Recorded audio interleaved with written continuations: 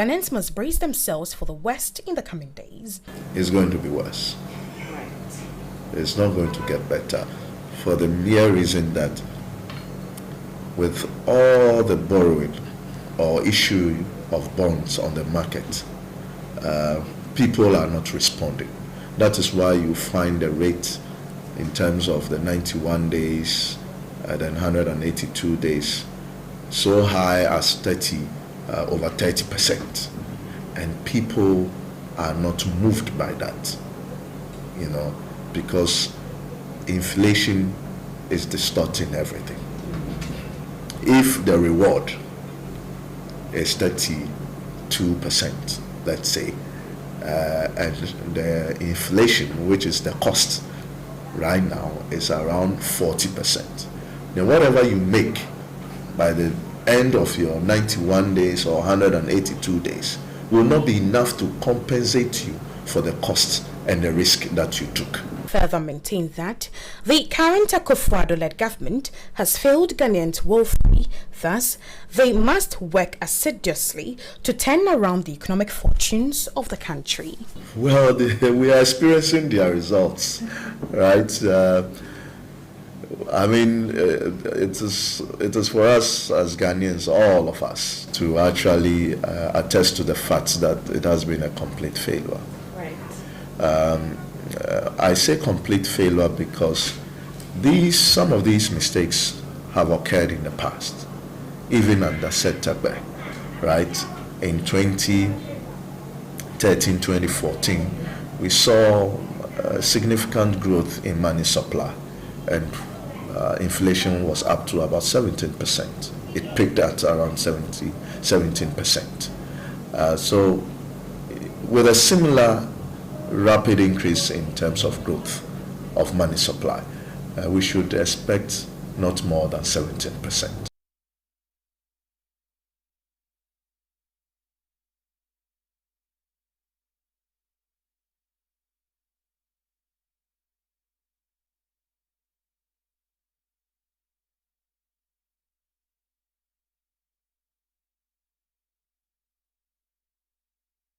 According to the market women at Malamata Market, the astronomical hike in the prices of foodstuff in Accra is due to the constant increase in prices of fuel, which has corresponded to high transportation fares. Moving farm produce from the rural areas, which serves as the production point to the urban centers, according to the traders, has become a major challenge.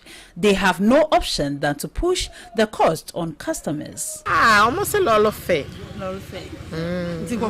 Because our great minister say omude ba ni boy fo ba omuba omunim oyemo wankasa na moton wa ha no na mudi bia atototo so eyampa ente sa omude ba no mo se lolo fe no boy eden okay lolo fe ni ntina ma ne ma no boy na peja kakra but ye ne ma ne dey season okay otamelo no esi ya ebi ni ho nti ne boy eden betimi aba fofofo I say see ani de bi no nti na ma ne bo na eden me PC lolo fe ne ye de kwa na ye de kwakwanso kwafo na de ba na ye akoto okay na ebe 2 weeks ni bi ko me krom okay afijase akrochire me ko hobode ne de efu pa and a drug as all my 10 cedi and 15 and 20 okay na omo kofa fref omo ko twabo de na omo boys no pa omo kofa omo de pa for na koso a ebe fie no mbe fie so omo abopa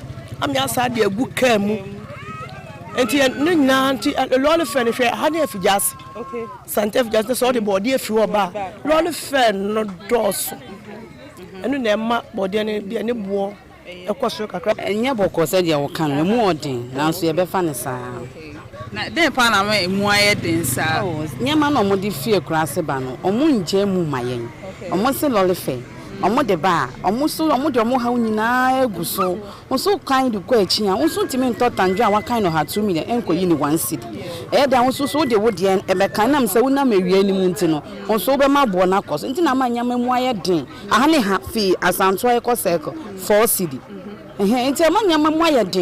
Others are of the view that some traders are exploiting the market through astronomical raise in their profit margins. 10 cedi, 5 cedi. Okay, nti ono sisi a osi 4 cedi o honom. Nti e dey na be 10 cedi ni 5 cedi. Wo she den pa na ma ne bo na koso. Lole fe ni nti o mo de ba ene ma ne bo ye de. Na ade na soso no. Obi a de ba ye car. Lole fe ne bo aye de ne kakra. So esan se lole ne bo ye de no ono so de ba. Obeya ne se ne be ya ono so. Obenya kakra one ne ma de be check ne hafa. So ono so ntimi mfa ma mejefu. So hu. Na ade ne so ye se o ma ne mu aye de ejira me ne umi ni so. E na ama ne bo aye de. Because me ma bejina wo de ho no wabo me bu ese ya. Me so me ntimi mfa me de no e ma de da fom sa. Me so metumi de ni mu. Traders are calling on the government to reduce price of fuel in order to make the cost of doing business flexible. Akola hia wo kra de ontimi nto ade 1 cedi endi onya obedi pa enso ontimi nto nti yesre wo mu omo pese oman ni mu dwuma ye de ene omo hwe no omo boa ye nkola na ebre yenso ye mamefo no so yenso ye ebre nyama mu odin papa chen first no kra.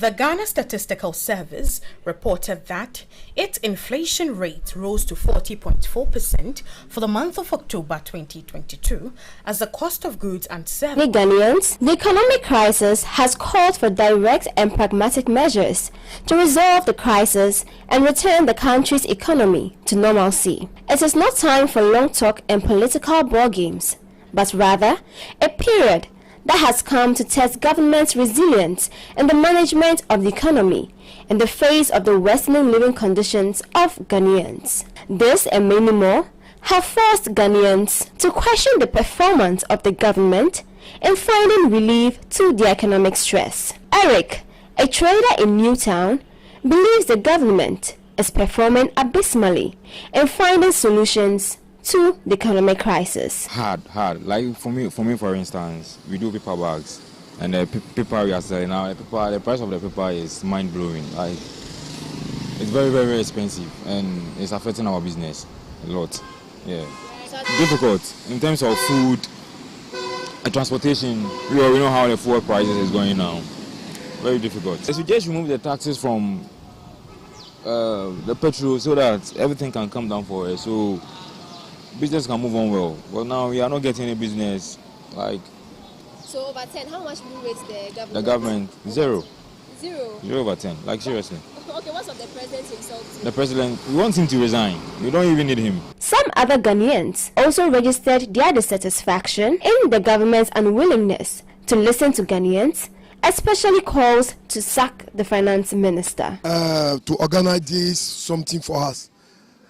Our economy is very, very, very bad. Formerly we know, but now how the things are increasing, we don't know what is happening. So we are begging everyone. We don't know where to start and where to reach. Our economy, I can't say is 0%. Our economy is 0%, coming down, so down. Things are raising. We can't do nothing. So we are pleading to all. Ghana belongs to we all. But now we are seeing say Ghana is belong to part of some people. If you are saying something, nobody is caring. Please, the government, if I raise this government, I can give them 2%. Look, formerly I eat 3 times a day. But this time, when I eat cover, the food that your mama said we should be eating, when I eat that food, it takes me up to 4:30 or 5 o'clock before I will eat, and I will not eat again till morning. But formerly I eat 3 times. Wallahi, I eat 3 times a day, morning, afternoon, and evening. Transportation. You won't drink water, you won't buy food, you will not do anything. 1 million. to Takoradi, 1 million back. If I take taxi here to Kaneshi, 300.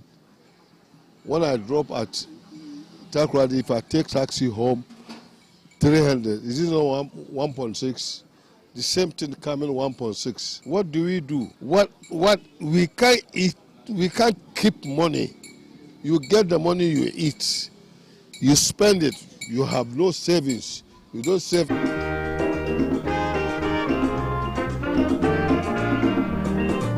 He has labored, he has suffered to lead his people into the land of freedom. He is the Redeemer.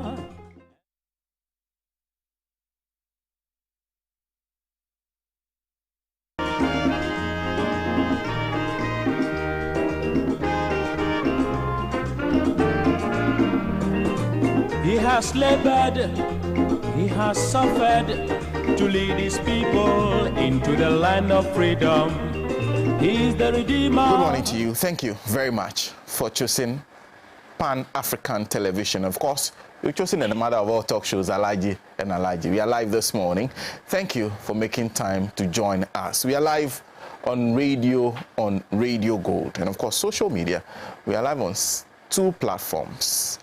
Pan-African Television is the page on Facebook. Pan-African TV is the page on YouTube you can watch us on. If you're watching us on those platforms, I'm sure you have your views on the discussions we'll be having. Feel free to share it with us, and I'll read it as the show continues. My name is Sena Nombo. Let me acknowledge Shine FM in Akachi on 96.9, Hills FM in Adakula on 91.7, Niwasi Radio in Katekrachi on 89.7, Sela Radio Dabala 97.1, Diamond FM in Tamale on 93.7, Bewa Radio Yende 106.5, Radio Kitawan Saboba on 95.7, Benya FM in Elmina on 105.7, Global FM 105.1 in Ho, Zebs FM 95.9 in Zebila, True FM 92.5 in Adeso, and Lamaria FM 89.1 in Tripoli. We are live on all those radio stations. A big thank you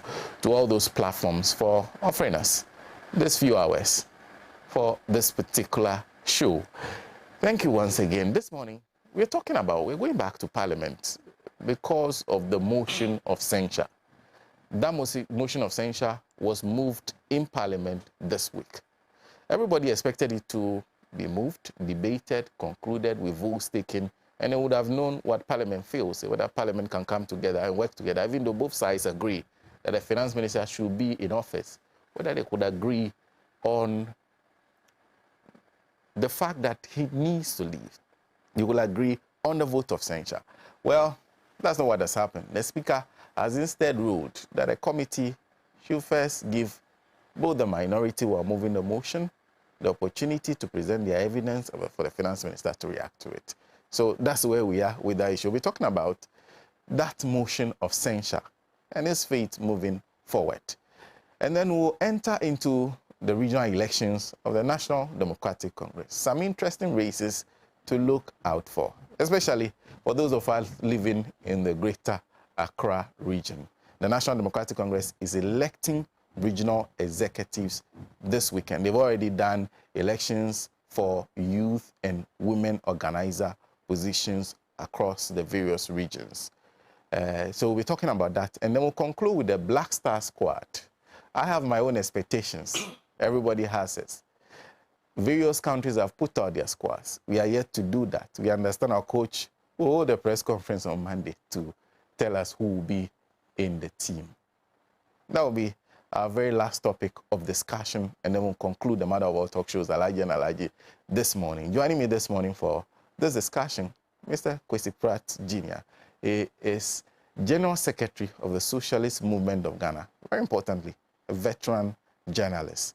And then sitting very close to me is Mr. Solomon Owusu, member of the NPP's communication team. We will be joined by Ambassador Sam Piale, who is former Ghana High Commissioner to India and also president of the NDC Professionals Forum. So that's my panel for today. Very importantly, do share your views with us using our various social media platforms. Thank you once again for joining us. We'll start with a discussion on the issue of the motion of censure. Because the NPP issued a statement before the motion of censure was even heard. So I'll start with Mr. Owusu. Good morning. Yes, good morning, sir. I hope you've had a lovely week. The missed one, I mean, with a heavy heart. Let me first of all greet Mr. Pratt. It's always lovely to be on the show with him. And greetings to your viewers. It's with a heavy heart. Yesterday, we with the NPP fraternity, especially the Alan Traumatic campaign team, we lost a strong woman, a fighter. I call a fighter, Alhaji Alhaji. It's a very painful loss to the team. So I want to use your medium to first of all send my condolences, I mean, on behalf of the team, to the family. That Alhaji Alhaji, who has been with us through and through, 4th day and night, it's sad that she had to leave us in just a short notice. And we believe that the greatest tribute that we can pay to her memories will be for the Alan team to work to achieve what she stood for. All her life, what she has been clamoring for is to see Alan Traumatic become the president of the land. So we cannot honor the family enough or assuage their pain without giving them that actualizing that vision. So condolence to all those in Tamale who are weeping and mourning seriously. It's a painful loss. That is where I will start from. Sena, and also let me add that today is the funeral of the wife of Honorable Owusu Ajiman. We also pass through the ways the family were in this difficult moment. Sena, motion for censorship.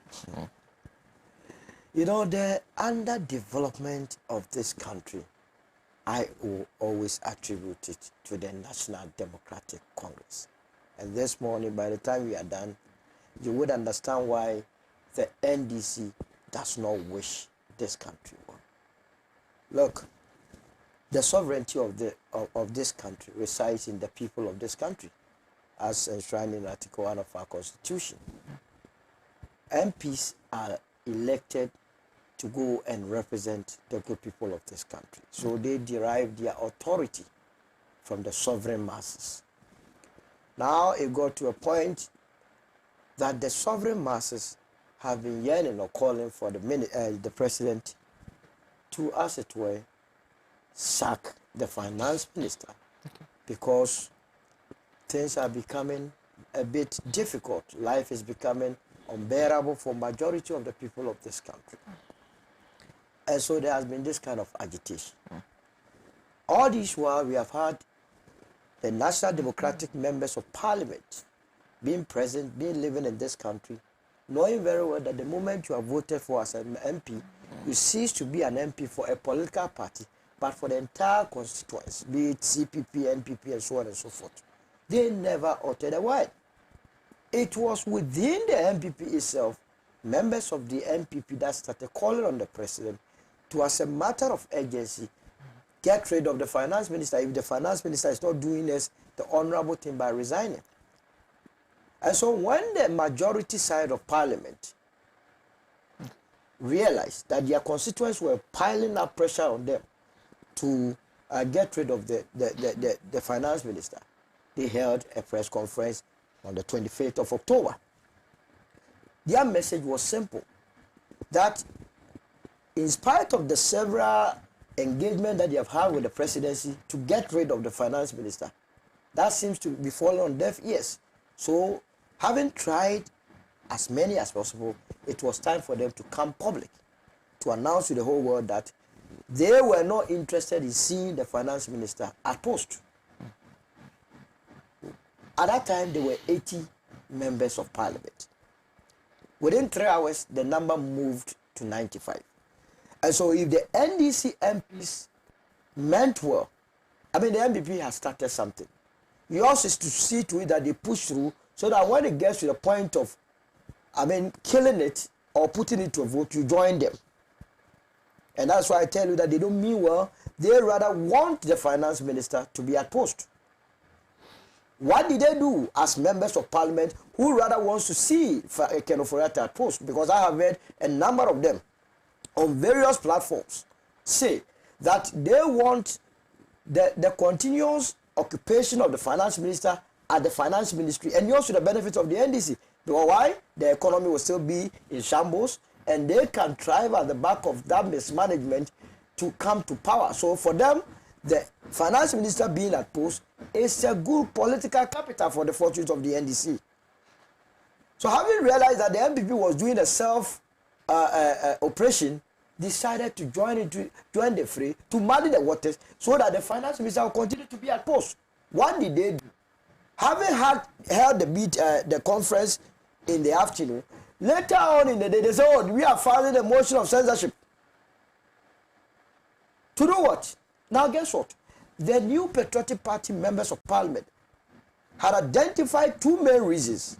In fact, the two main can be one, that the mismanagement of the economy was the sole reason, or the hardship in the economy was the sole reason for their call on the finance minister to get out of office.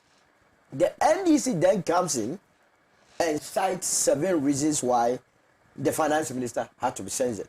And this is where I want viewers and listeners to listen and listen clearly. Why I say the NDC does not mean well.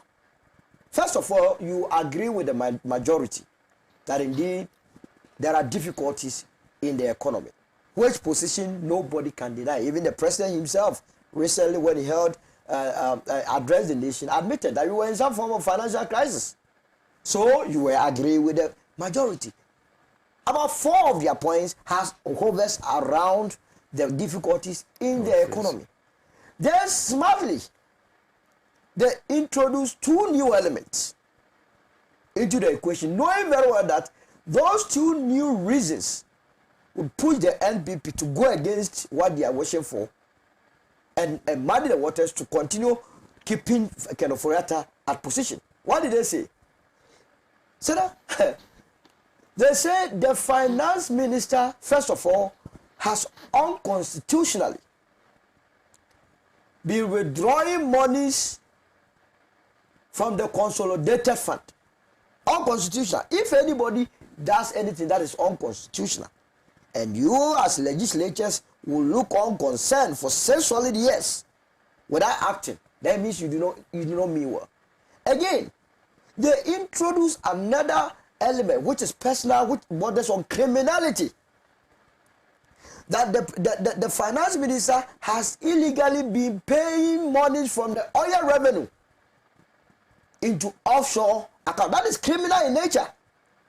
And per the laws of the land, when someone commits a criminal act, the person ought to be made to face the full rigors of the law. We don't deal with a criminal with a censorship motion. Who does that? It's just like telling us that we must pamper an armed robber. So it tells you the minority is the one trying to prevent the removal from office of the finance minister.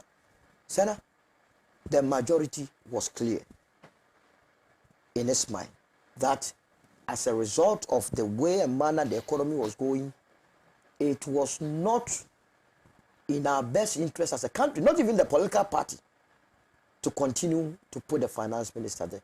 That is not to say that the finance minister has not performed well in the past. In fact, if you look at the indicators, the various statistics between 2017 to the time that COVID struck, you couldn't have called for his resignation or removal from office based on the fact that inflation was doing well, based on the fact that the GDP was doing well, based on the fact that the CD was stable, based on the fact that the economy generally was performing.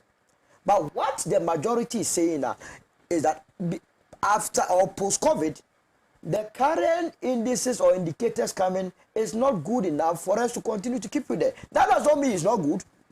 Just like in football, that when you read Article 83, it tells you that there has to be a national security. And that national security, if you go back to 84, it tells you the composition of the national security. That carefully, the finance ministry or the finance minister is part of the national security. What is the function of the national security? It is to secure this country. And the reason why the finance minister is part of the national security composition is that money solves a lot of problems. When your financial situation is not good, you will not have a security in the country. And that is why we view that position as so critical that we will not sit down for anybody to mess up with the national security situation. Look, the opposition really, they thought through it, that when they come with this motion, it will not see the light of the day. What have we been told? Now they say an ad hoc committee is going to sit on the matter. You know what is going to happen there? It is going to turn into NPP NDC football. This is what this country has experienced all these years. Carefully. It is going to turn into NDC and NPP because the NPP MPs are not seized with the fact that the finance minister has illegally been transferring money from the oil revenue into an offshore account. Neither has the majority, the minority provided anybody with any iota of evidence to buttress that point. So it's going to be a mere debate. And the more they debate, who suffers? Is it all me and you? That is why I say they do not mean well. And all along they have known that what they are doing, it is in their interest that the finance minister stays at post for this country to degenerate per their view so that the NDC can come to power. But let me assure them that voting in this country, I don't know how they do their service. It go beyond what they are thinking, and that it will serve their own interest. Because if you come and argue, when I listened to the minority leader and I listened to the chief whip, I was like, wow, is this what this is all about? If you tell me as a minority leader or a chief whip that you are censoring the Minister of Finance because he moved our debt position from 40 billion to say 48 billion, and that is enough grounds, then you are not doing yourself even a good. Which loan in this country does not pass through Parliament? So beyond we removing the finance minister, would it not also be right for me to also call on all those MPs who aided this government to borrow more to be removed from office? Because any loan that comes, it does not stop at the presidency. It gets to Parliament, for Parliament to debate, to know the merits and demerits of the loan, whether or not it will generate the necessary revenue for this country to be able to pay back. What due diligence did these MPs do for them to secure the interests of this country? Only to turn around to come and tell us that, yes, you have borrowed enough when you approve the loans. So they are rather telling us, giving us the indication that in the next Parliament, the current members of Parliament do not need to be there.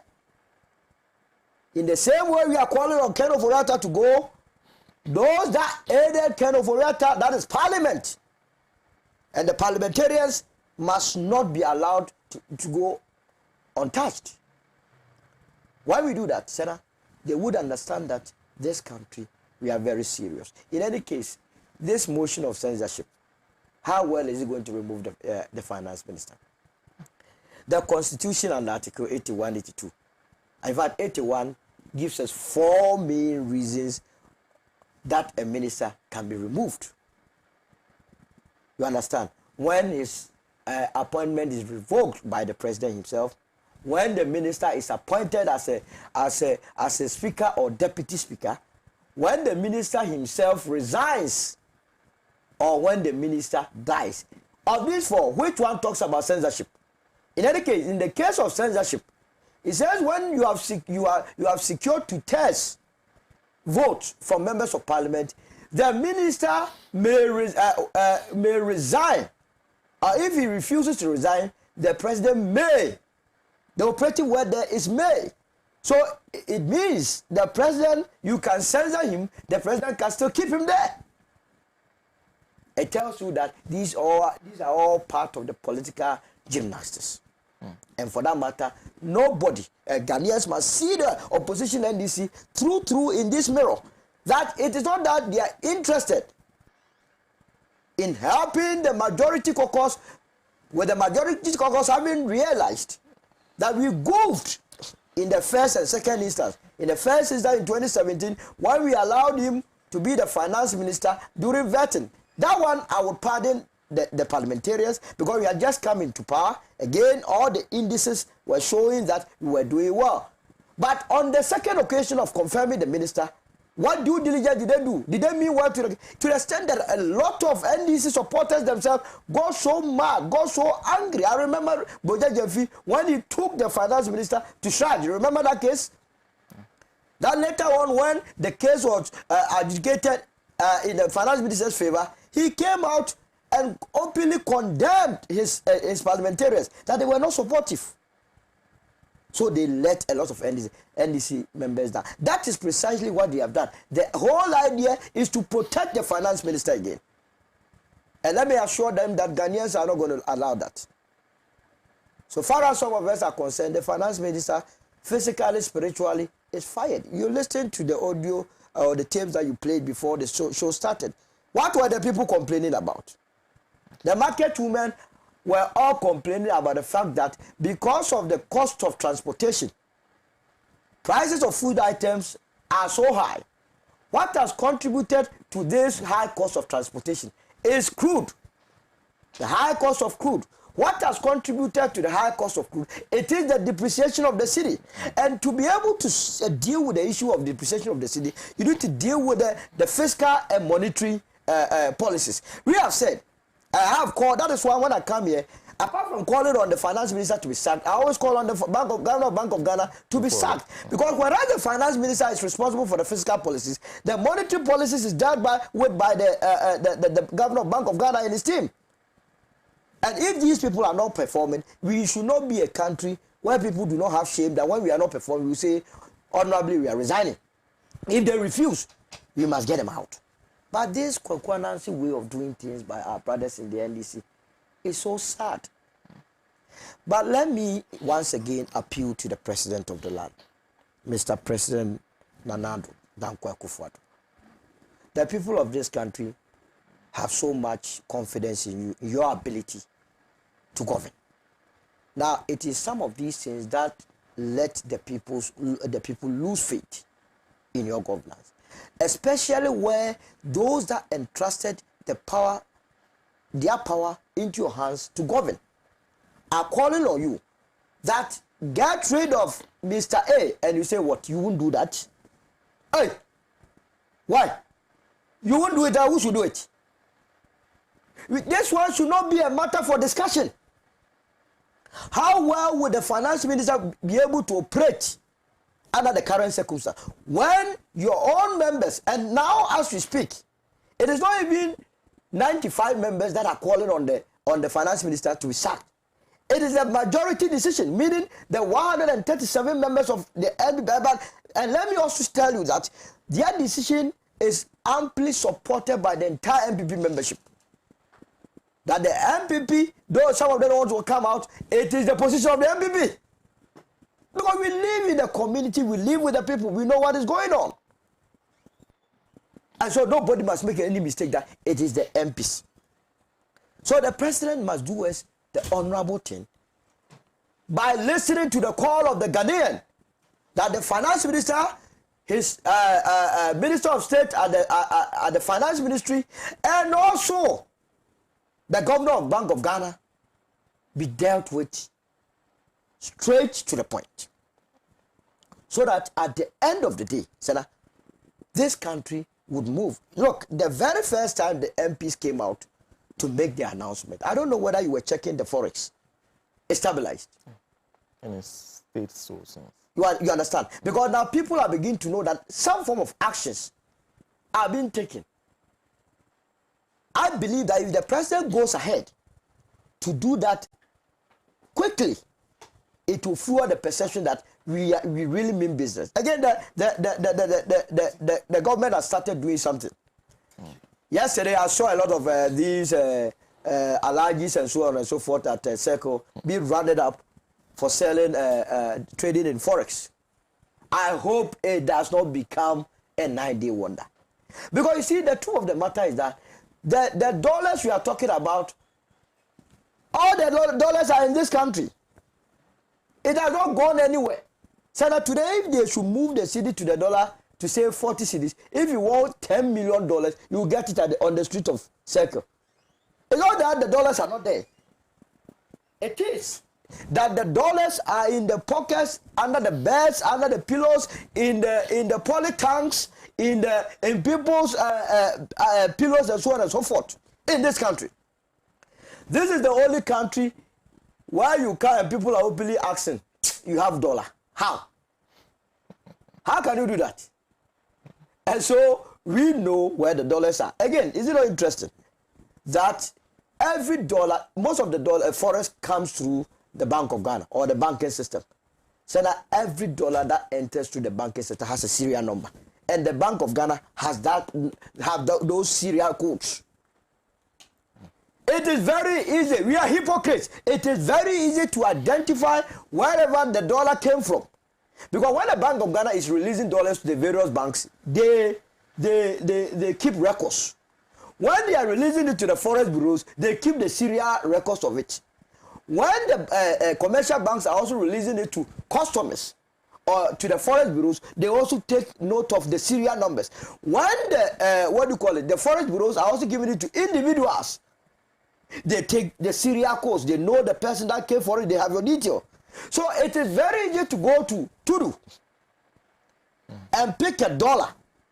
And by the virtue of the serial number, you will know which bank manager, which bank, and for that matter, which bank manager gave it to those people. Hypocrites. We know all these things, and we pretend as though you need a magic thinking to be able to identify the source of all these dollars. It is we that are giving the monies to those in the public to sell at a very high price, to make profit, and to make matters worse for the poor.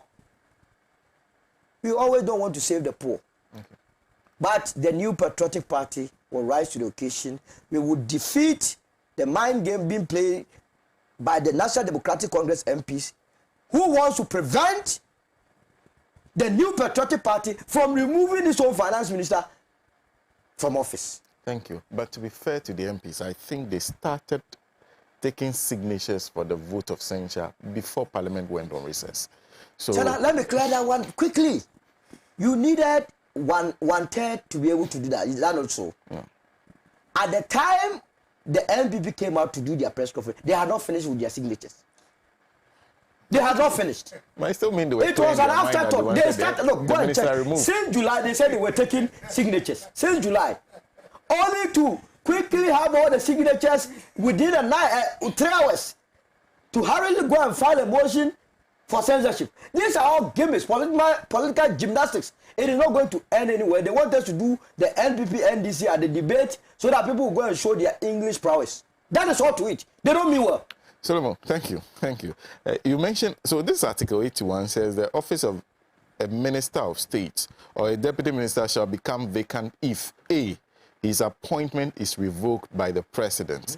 I leave it at that. And if you read 82.5 says, where a vote of censure is passed against a minister under this article, the President may, unless the minister resigns his office, revoke his appointment. So the operative word there is may. So it goes back to the President. Anyway, a few messages before I go to Ambassador Sampiale. Fatima says, please, okay.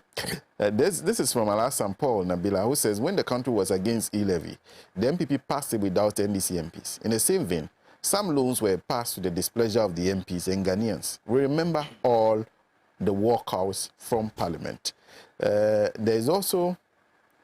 okay, let me see if I can... There's Eric Afole. Okay, he is asking me to wish something. There's also Udedu who says, when Alhaji Sweeney asked the finance minister about the offshore banking during his vetting, he was stopped by the MPP members on the panel. Van Virgil says, okay, I hear you.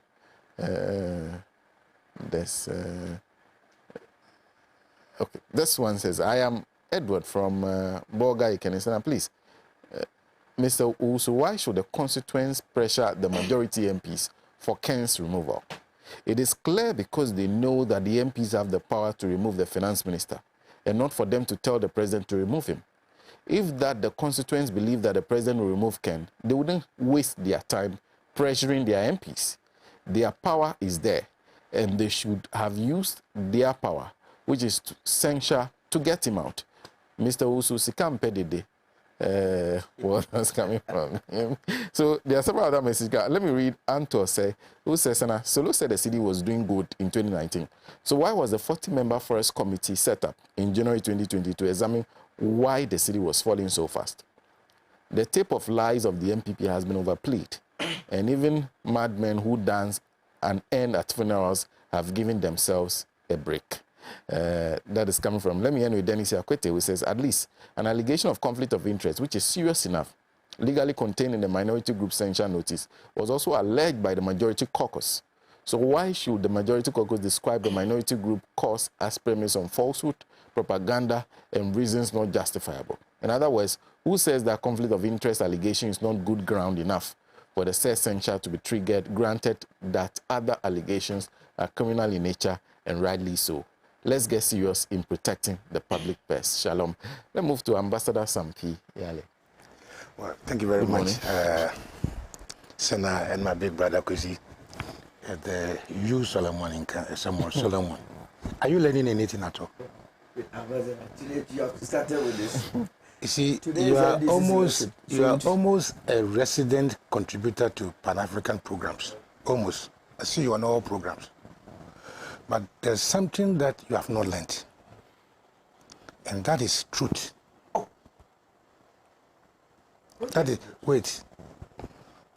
Pan-African television came a bit late on the horizon. But if you check their readership, okay, I'm going to explain. I am going to explain whether you accept or not is another matter. Until you do that, you cannot say truth. I don't say truth. So it is not true that Pan-African thrives on truth. Of course, and I've been speaking truth here. Okay, so let me tell you why you are not speaking, picking to the format. You see, here, when we come, even if you are NDC and something is wrong, we are competent enough to say that what the NDC is doing is wrong. It has never happened to you here on this platform. It has never, not to my notice. That you will be here and you condemn NDC. It has never. At least I come here and sometimes give it to my government. Have you finished? Yes. Keep quiet. I won't talk again. You see, when I started from home, I told you that I have to go to Winneba, but I was still on a Pan-African television program. I started listening to him. And right from the word go, he's trying to put NDC in the mix of the things that is happening. To the conclusion that it's the NDC MPs and the NDC party that is preventing the removal of Kenneth Furata. Did you ever listen to the seminars, programs of Isaac Adongo? Isaac Adongo started way back 2018, warning Ghanaians about the behavior of the finance minister.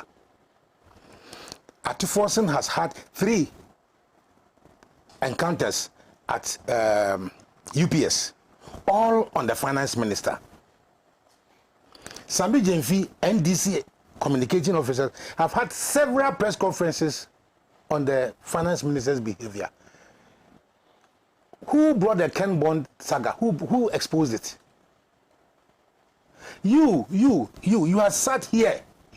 I sat here with you, defending this finance minister. I have never done so. Okay. I have never done so. If you can tell me the episode, I'll agree with you. Thank God that you have not done it.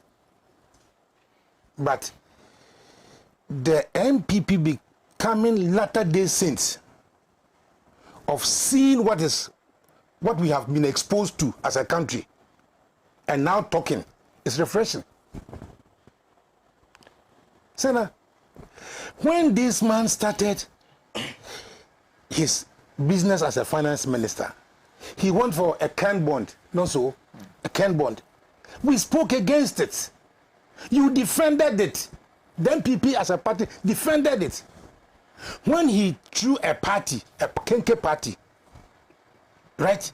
Kenke party, the answer was that we should eat what we grow. So he's edifying Ghanaian dishes here in this country.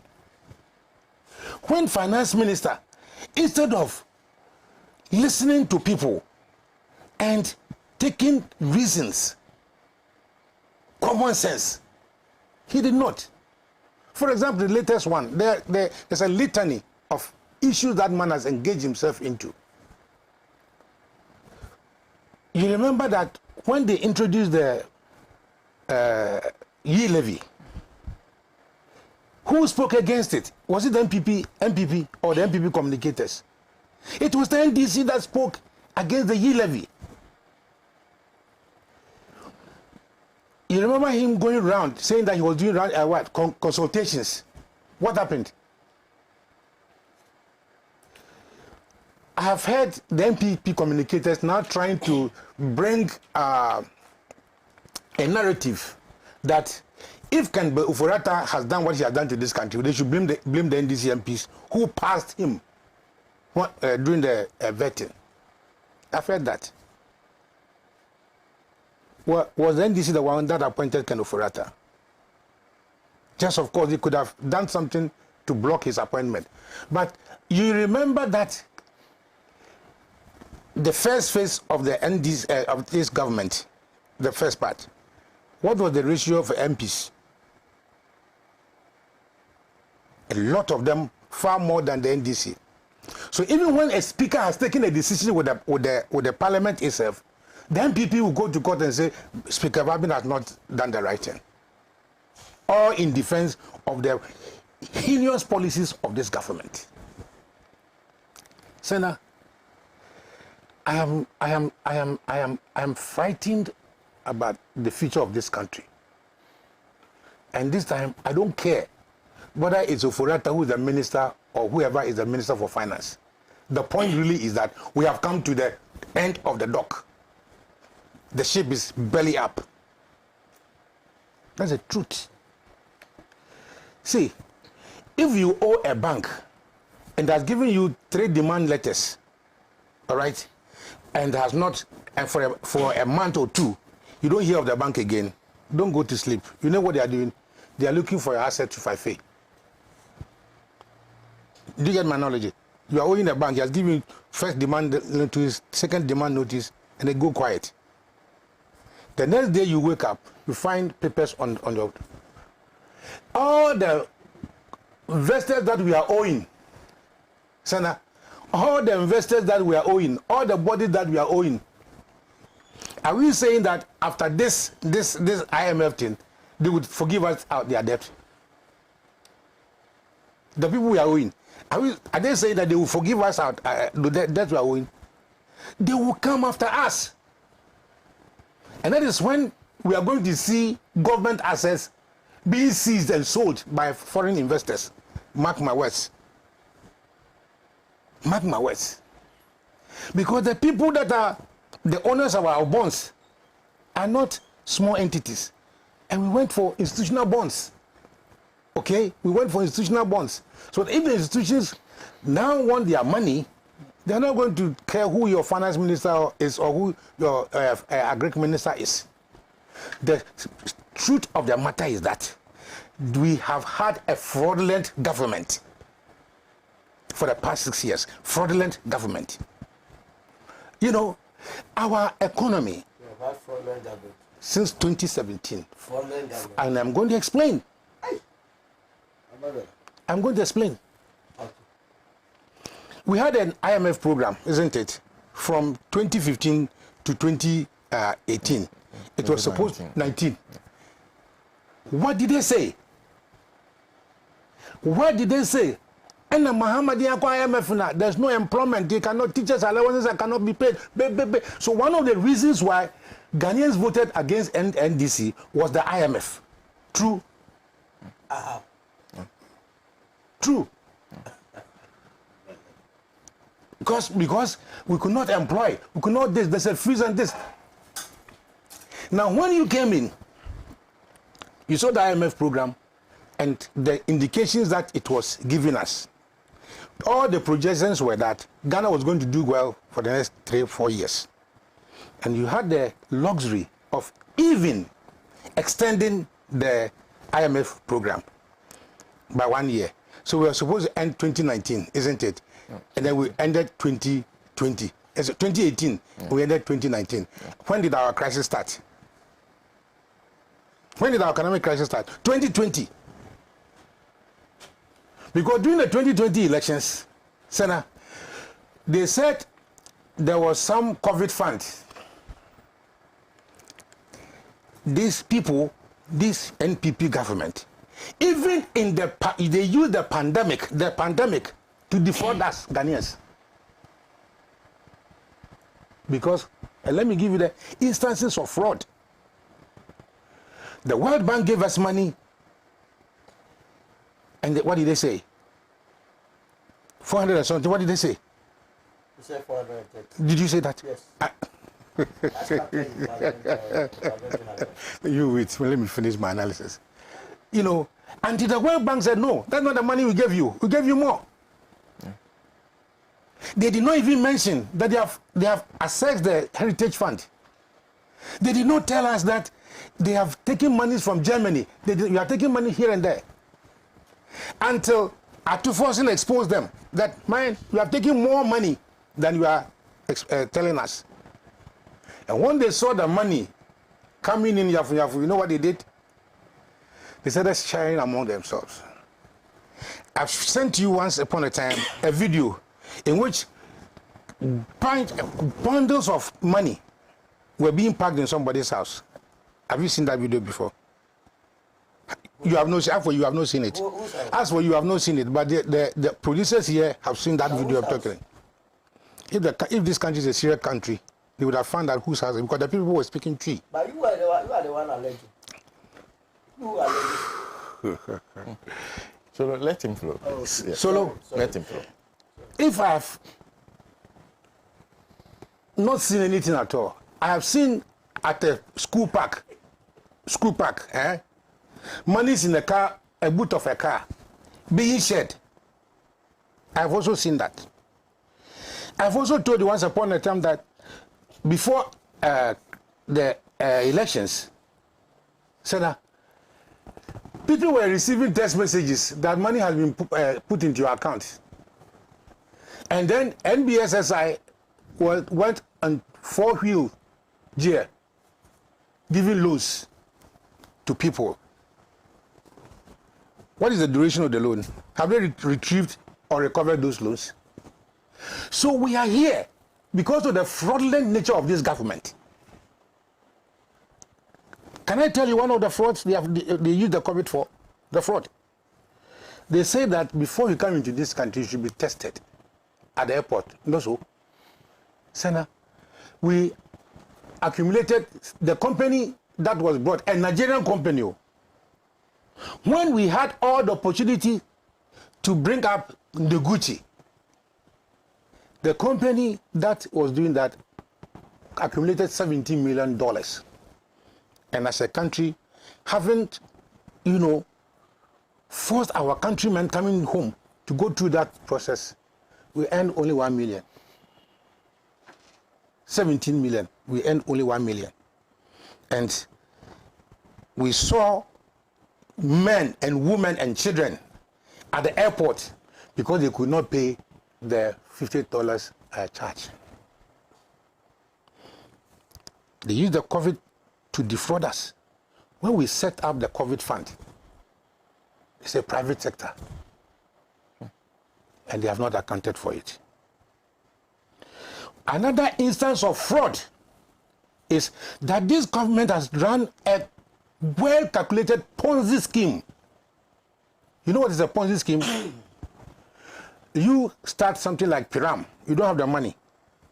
So you tell people, I'm running this scheme, and then your interest is higher. So what you are doing is you are waiting for Solo's contribution to pay to me, right? And then when I pay, you also pay Kwesi. Our books were reading terrible. Our financial books were running terrible. Yet we kept saying we are the best managers. We are the best managers of our economy.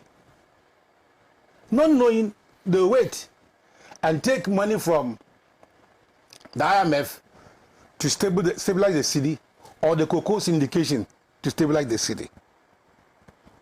So they have been running this smart accounting. You know, they introduced something called smart accounting. They have been running this smart accounting until the lenders and borrowers say, no way, we are not going to borrow you any more money because you have hit the roof. That's where we are here. You see how fast we have deteriorated? So we're running an economic Ponzi scheme instead of managing this economy. So that's why we are here. Today is not where we are. It's not because NDC MPs are doing well. We are here because of the fraudulent nature of this government. And what is more painful is young people who should know what the future holds for them also come here and sit on other television stations defending it. So, no, were you not in this country when we jubilated that the president was saying that we are not going to buy any more new vehicles? You remember?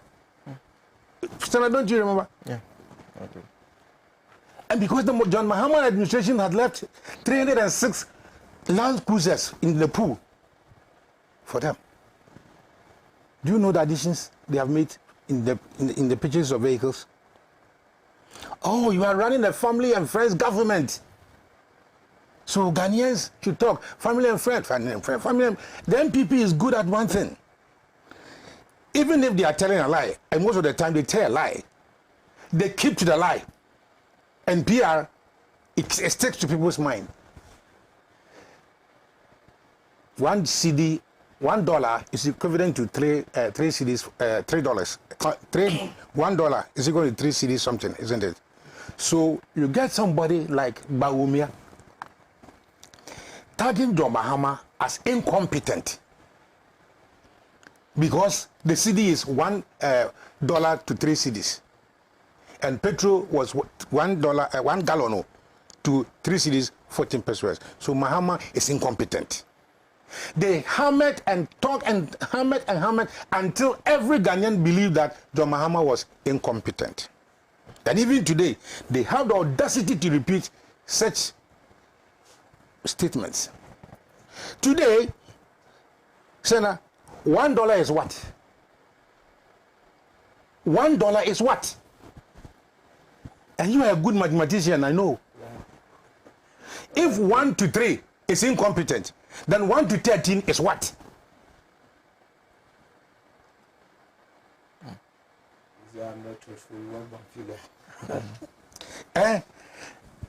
Because I'm amazed when the two of us are talking downstairs. I hear what you say. Oh, and when you come and say here, that's why I'm. We cannot take this here. Okay. What do I say? You see, you want to trap me out. So if 1 to 3 is incompetent, then what is 1 to 13? Those days, a gallon of petrol, not a liter, a gallon of petrol was 13 cedis, 40 pesos. I think that around that. Today, what's the gallon of petrol? Please tell me, what's the price of a gallon of petrol? Petrol. Petrol is 70 cedis. 70 cedis. Yes. No. A gallon of petrol.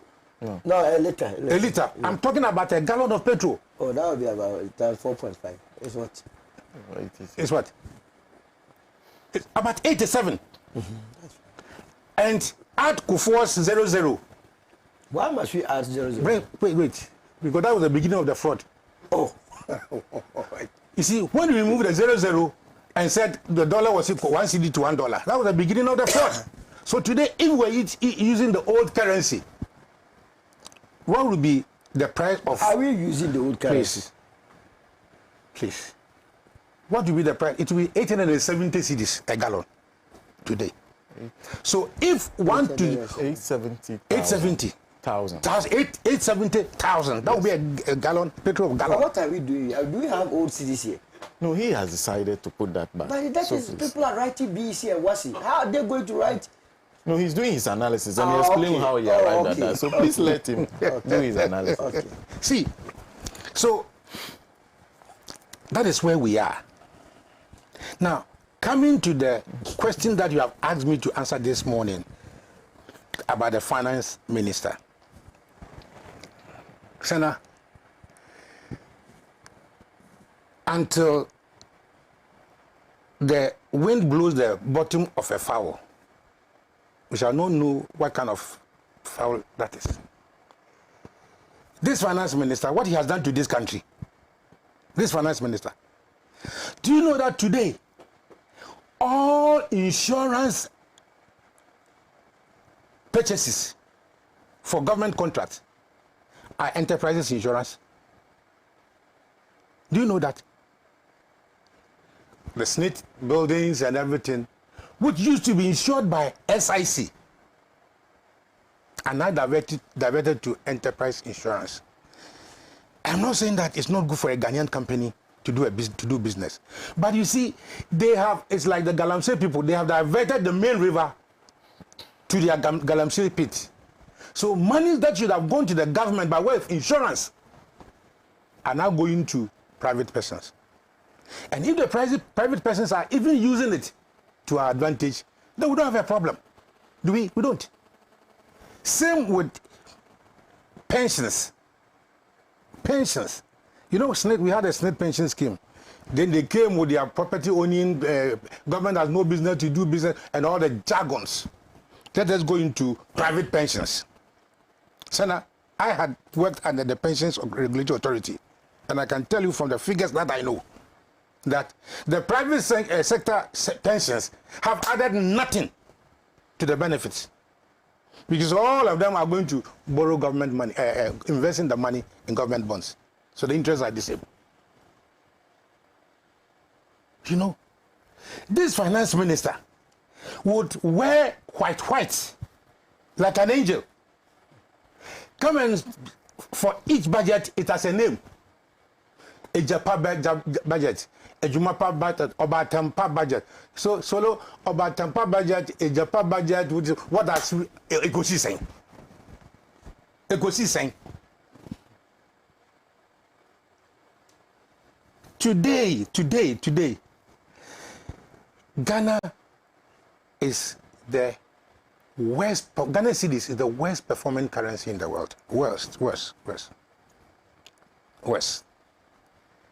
And do you blame the finance minister alone? No. Addison, the Bank of Ghana governor, has contributed to where we are now. And the most lamentable person is Bawumia. After arresting the CD, you know, the president appointed Bawumia because he said he had worked in the Bank of Ghana and he helped Kufuor to stabilize the dollar. And that's the reason why he appointed him. So if he appointed him because of that, then he has disappointed the president. But the worst case scenario of the situation is the conduct of the president himself. There are two cases now running. One is the retention of Oforiata, not so. And Sena, do you also know that the teachers until recently were on strike because of the appointment of one person? So if we have such a recalcitrant president who does not listen to anybody can go and sit on television and say, no one on Henry was saying, a whole paramount chief, one that was saying, one he talks so arrogantly to a chief, a whole traditional chief with prominence like Toby Fete. You don't care. For Oforiata, Ghana must burn. For that Director General, our children can stay at home. It doesn't care. That's the kind of government we have now.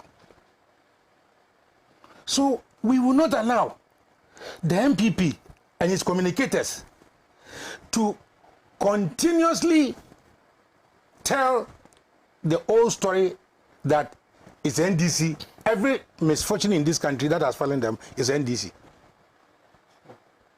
It's NDC for 6 years. Even when our own MPs have been speaking against the finance minister all these years, you are now sitting here blaming the NPP, NDC, and saying that we are the one that is maintaining Oforiata in Parliament. And at the same time, we have had a vote of censure on him. You know? So, Sena, the issue of Oforiatta is just the symptoms of a fraudulent government that we have run. Today, I've seen an airline saying that they carry money. Have you heard that advert? They carry money. And now you are sitting here, you're saying that the Gao people have the dollars, right? Check how money is flying out of this country. Check how money is flying out of this country. And I'm happy that you have identified the clue that if we go to the Bank of Ghana records, we will know where they have distributed their monies, isn't it? I want you as a government communicator to press this home, make it loud. Open the volume. Let them listen. That you know that the serial numbers can, get us to the source, and we shall know who distributed it to them. Today, as I sit here, there's a scheme going on in Roman Ridge and Airport residential area. They say that they are doing infilling, isn't it? One day I was driving and I saw police fighting, so I stopped. Chinese people. They said they have bought a property at Roman Ridge. When there was a Ghanaian staff staying in it, and they were coming to demolish their house in the night. Roman Ridge, I can take you there now. If you are driving through Roman Ridge, now all the serene houses with greens are now turning into big houses. Who owns them? Sena, who owns them? Today, every little space in airport residential area, Roman Ridge, where women are even selling to eat, they are turning it into big houses. Who is behind this? And you know who are behind it. So, I will rest my case because this country is like we are at the bottom of the sea. All we are waiting for is to lose our last breath and we die. Yet we are arguing and fighting at the bottom of the pit. This is what's happening. Ambassador. Papa. Thank you. This is from Seidu, who says, tell Solo a liter is 17 cedis, 99 pesos, which is more or less 18 cedis. The correct price for the JHS students. That's coming from Seidu. There's Musa Abato, who says, Sena, the way majority behave was an insult on the integrity of Ghanaians. Why have they run away from their own shadows? They called for the removal of the finance minister. When the process was initiated, they ran like Usain Bolt. Or it's true that they are bribed by a businessman. They don't have teeth to bite. That's coming from Musa Abato. I will send that one. This one, okay, doesn't have a name. That's Mr. Solomon Owusu. Okay. Is what is happening in Parliament against parliamentary practice, if I may ask? If in his understanding, the NDC plans to ensure Oforiatta remains at post, let the NPP ask Nanado to sack Oforiatta to scuttle the NDC plan. Simple. Now he says they know where the dollars are being hidden. What stops them from flashing those dollars out? So now I don't know how young Solomon Owusu is, but he's enunciating that he will not allow himself to be educated by Ambassador Yale. When he was ranting, none in the studio interrupted him. Well, that's from one of our listeners. This one is also from Kwame Sedem. So Vio says, please, Ghanaians will feel better if you guys in the media give this Busu government 1 week media blackout. We are damn tired of their scandalous activities. And then there's this one from Papa Besio, who says, hi, Sena. Hypocrisy and deceitfulness are the hallmarks of NPP relative to governance, leading to majority Ghanaian suffering. They promise Ghanaians heaven from their fathers and grandfathers' time. That's Nkrumah's time today to get power. But in the end, we do experience hell under their rule. What at all is in Ken Oforiatta that the president is not ready to sack him? Question is, and it is a begging question, do we have hard-earned taxpayers cash secretly in an offshore account known only to both the president and Ken Ofori-Atta, which is yet to mature in their interest of gain only to the two and not Ghanaians, and only a Ghanaian finance minister that can sign to secure it. And without Ken as finance minister, that money is lost. Papa Bisiu is joining us with that one. Okay, I've read Dennis Akwete. So let's move on to Mr. Pratt. But before we do that, I'd just like to say a big thank you to Boem 88.7 FM in Jessica, and that's how we are live on that radio station too. Mr. Pratt. Well, something is happening that is quite interesting. And at the same time, it's very difficult to understand. I mean, I've learned a lot on this program from the submissions of my brother and friend, Solomon. Because I've been wondering, how come that all 27 members, all 275 members of parliament agree that the finance minister must go home?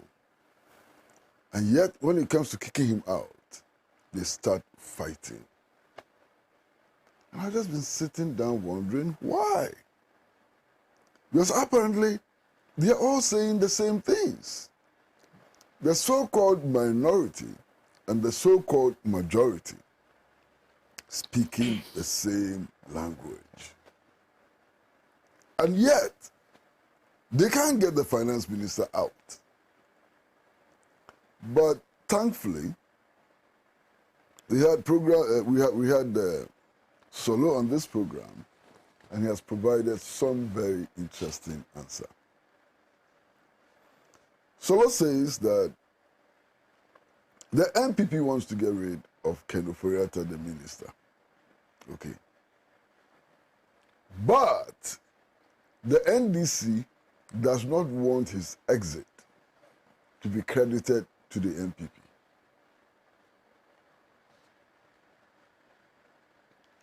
I'm dazed. I'm sure that everybody else is dazed. If the finance minister is that incompetent and is causing this level of pain to the Ghanaian people, does it matter whether he's removed by the president or by parliament or by the NPP or by the NDC? Does it really matter? But apparently it matters. And that's baffling. That is interesting. And even maybe quite shocking. Okay? Now, I have said on many platforms that I don't believe that if you remove Ken Ofori-Atta and Charles Edubuahini, all the problems confronting us will be solved. It is not true. That's a hype. Because the problems that we are suffering, the pain that the people of Ghana are enduring and so on, does not spring from personalities. It is a structural problem. We are pursuing a neoliberal, neo-colonial agenda. That's why we are here. So if we remove Ken Ofori-Atta and remove Charles Edubuahini, and we continue to pursue the same path of economic development, these problems will be with us. Okay? Now, this is not to say that the removal of Ken Ofori-Atta and Charles Edubuahini has no merit.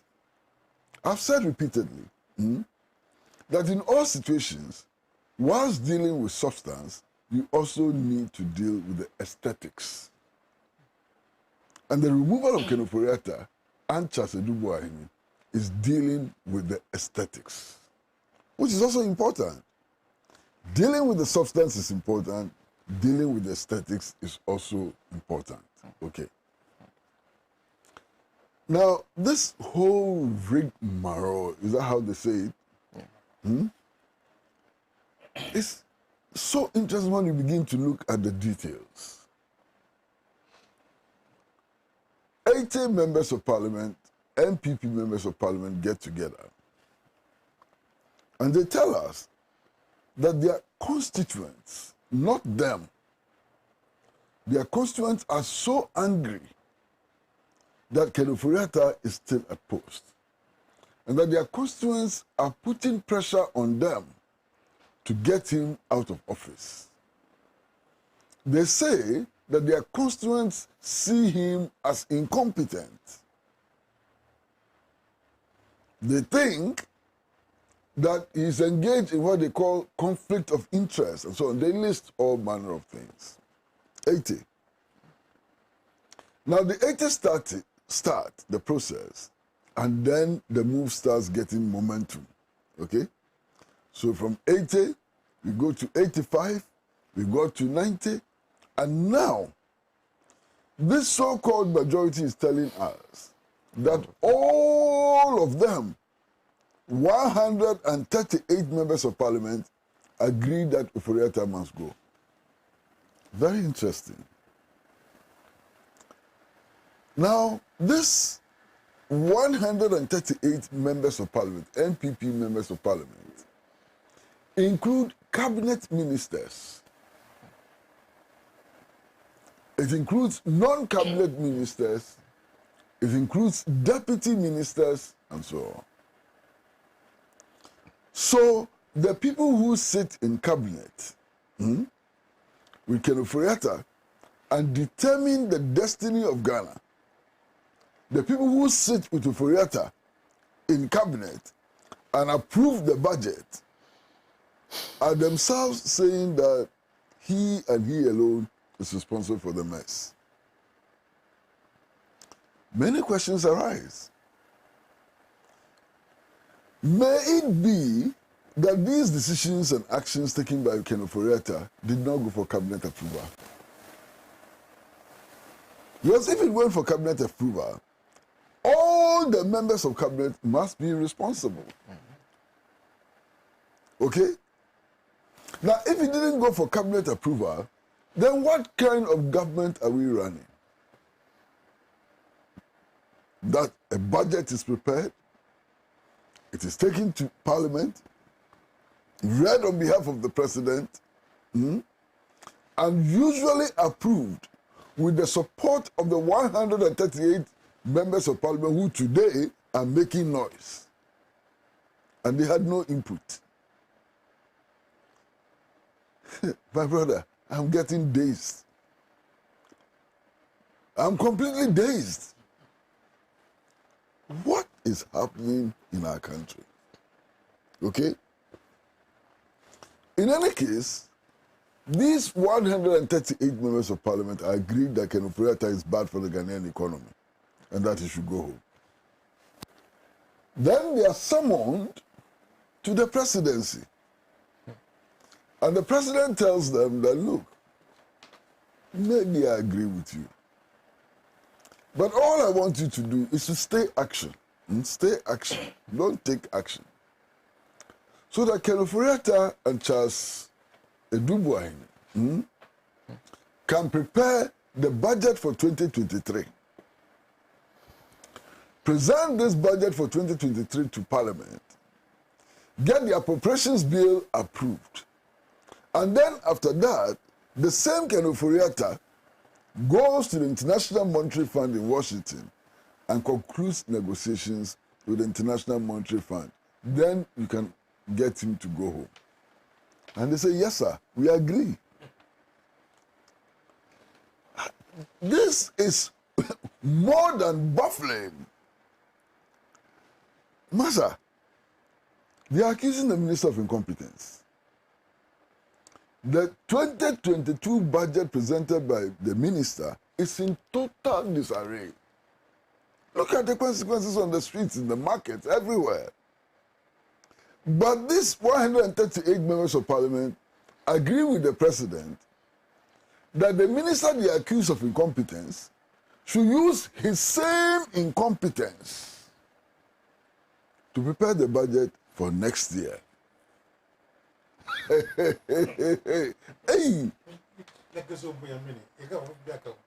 Master, what? I'm dazed.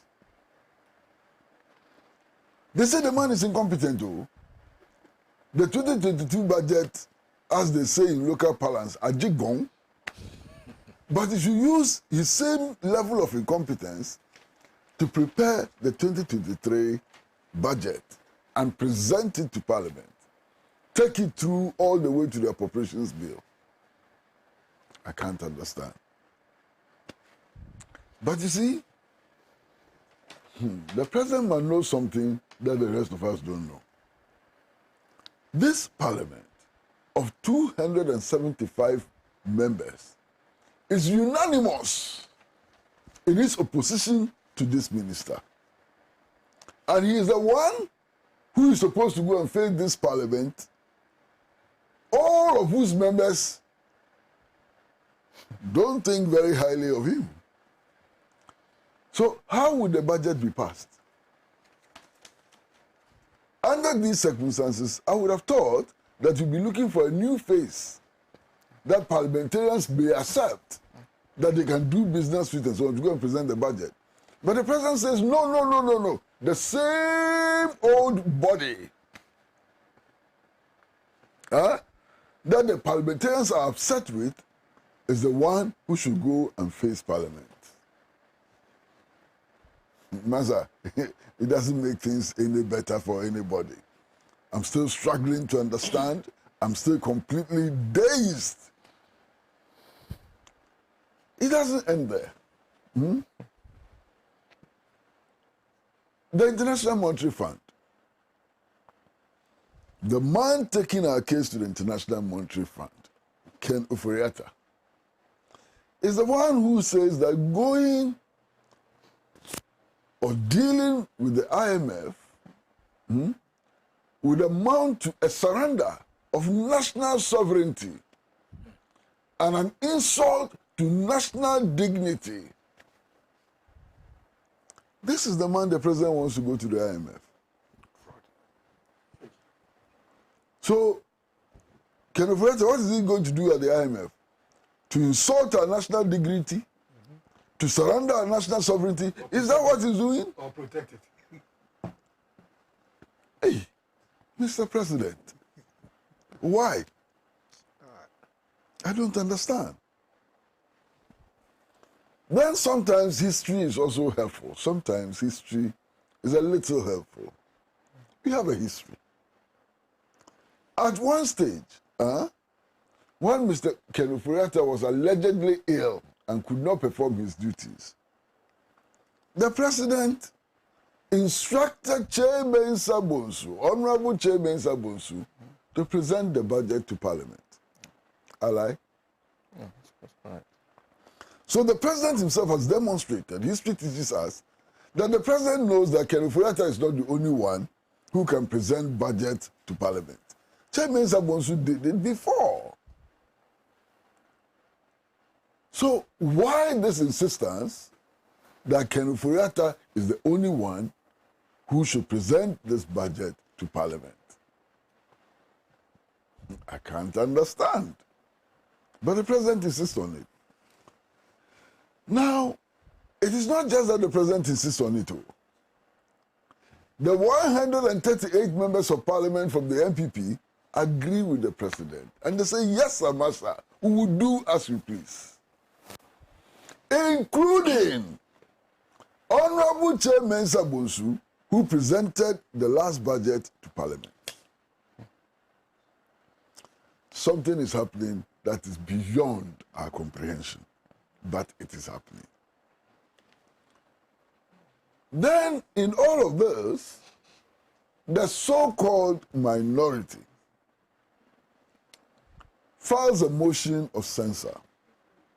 And then I would have thought that the 138 so-called majority MPs would jump at it.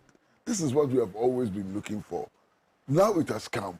Let us all rally behind it and show the president that he's wrong and we are right. No, that's not what happens. Kai. Kai! How can we support this minority? We won't. Because, according to them, the minority started collecting signatures for the censure after they had made the move. Does it matter? Does it matter? In any case, the evidence is that the minority started collecting the signatures in July. But even they started collecting the signatures after the 80 MPs, described as the brave 80, had made the move, what difference does it make? I don't know. Then the matter develops, continues developing, all kinds of things are happening, and so on. The motion of censure is tabled. And this week, sometime this week, the motion was removed in Parliament. Then, held presto, there is a letter issued from the headquarters of the New Patriotic Party. In fact, when I first read that letter, I thought it was fake. When I first read that letter, I thought it was fake. Because I could not believe that any party worth its reputation could put out such a letter. First of all, the factual inaccuracies. And then secondly, the meaning of the letter was shocking. Factual inaccuracy, and there were many, but I'll dwell on only one. That in 2019, there was an attempt to impeach Setekpe, who was then the Minister of Finance. That was 2015. The letter. Whatever. It was not... Whatever date, don't worry about the date. The date is not the most important thing. Okay. The important thing is that there has never been an attempt to impeach Setekpe. Never. But this letter was so imaginative that it actually said that there was an attempt to impeach Setekpe and that the NDC majority rallied to his defense and prevented the impeachment. Where is this coming from? Somebody's imagination. It never happened. And yet, it is in the letter. Okay? Then there's a portion of the letter which says that it actually directs all the whips of the majority to make sure that the majority doesn't go to Parliament, that they should boycott the process. They should boycott the process. Because the minority is mischievous. The minority, which is saying exactly the same things that the majority has said, becomes mischievous. And the majority is not mischievous. How is that possible when they are all saying the same things? Okay? Now, eventually, it turns out that this letter is not fake.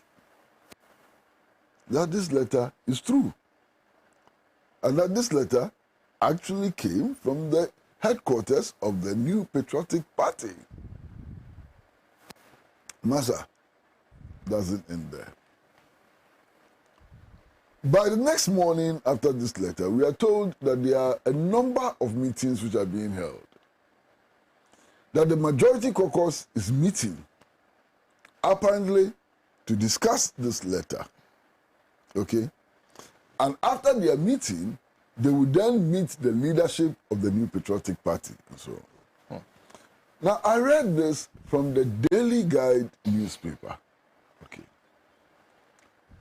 But in reading it, there was one paragraph which struck me. It's a paragraph which said that in all of these meetings and so on, the so-called majority was waiting from word from a prominent chief. Read it. Daily Guide of Thursday. That the majority was waiting for word from a prominent chief. Not mentioned, not named. Just prominent chief. And I'm sitting back and wondering, who is this prominent chief? Who is so powerful that the majority in parliament cannot act if he doesn't allow them, if he doesn't give them the approval? Trouble. Who is this prominent chief? And up to today, I have not been able to find this prominent, powerful chief. This chief is perhaps more powerful than our parliament. Because he's calling the shots from his palace. Wherever that palace is, he's calling the shots. And then I asked myself, so when we go to the polls to vote for parliamentarians, are we made aware that the parliamentarians we are voting for cannot decide for themselves? They cannot take actions in our interest or against our interest without some prominent chief or chiefs. So why don't we just simply vote for the chiefs? If the chiefs are the decision makers, why don't we simply vote for the chiefs and ignore these members of parliament who cannot decide on their own without the permission of chiefs? So totally baffling. If anybody knows the answer, please give us. Who is this chief? This chief at all, where is he coming from? I would suspect, Master, I would seriously suspect that this is not the chief of where I'm supposed to come from, Apam. Only Apam him. And I will be exceedingly surprised if this chief happens to be Togbe Afede.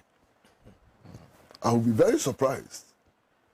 Because this recent history does not suggest that Togbe Afede is that powerful. And I would not even suspect that it is the Yana. So who is this chief? Who is this chief? Do you have suspicions? You guys, do you have suspicions? I'm trying to zero into this chief. Who is this chief? Anyway, maybe coming events will reveal this chief. And we can all see this chief for who he is. But we can proceed. Then it turns out that the 138 members of parliament actually go to parliament. They didn't boycott parliament. They went to parliament and they put up a fight. And they were fighting against the very things that they themselves have said. So I wish I had, I can get the Daily Guide of yesterday. Very interesting. There's another very interesting news item in the Daily Guide. It quotes an NPP member of parliament who is in the forefront of the struggle to remove Kenoforiata from office. Quoting. It's in quotation. Okay. And it says that this MP is saying that Kenoforiata has been doing very, very well.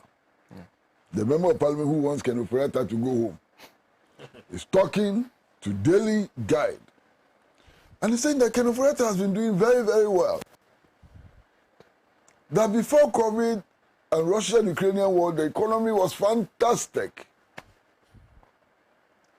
But anyway, he has to go home, even though he's not responsible for the problems of the national economy. Because the people of Ghana are not logical.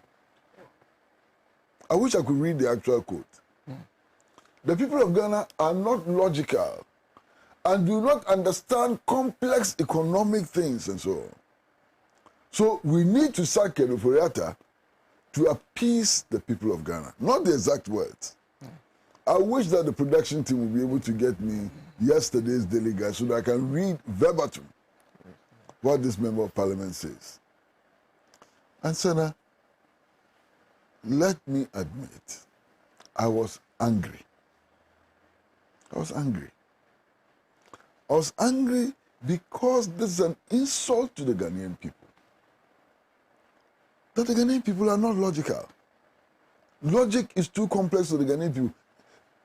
Barely saying that Ghanaians are idiots. I can't believe it. A member of parliament turns around, looks at the people of Ghana and says that you are not capable of logical thinking. Hey, where did we go wrong? Where did we go wrong? I couldn't believe it. In any case, all kinds of arguments are put out in Parliament.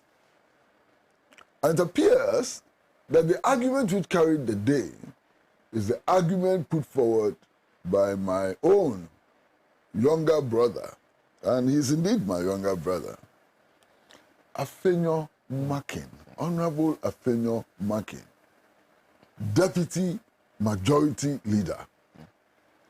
And he says that, look, Kenoforiata needs the opportunity to defend himself, and that he should even be allowed to come to the chamber with his counsel, come with a lawyer to defend himself.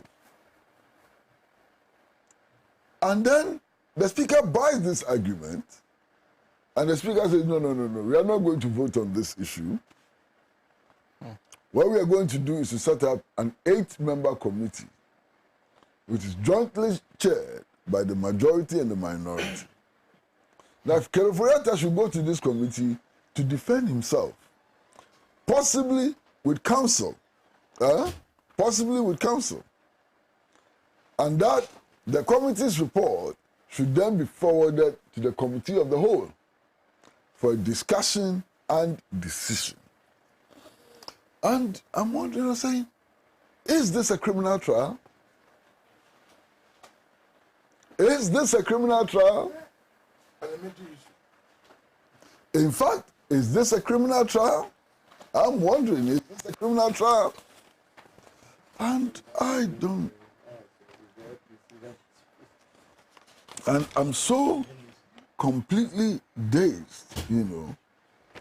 But fortunately, the production team has done wonders.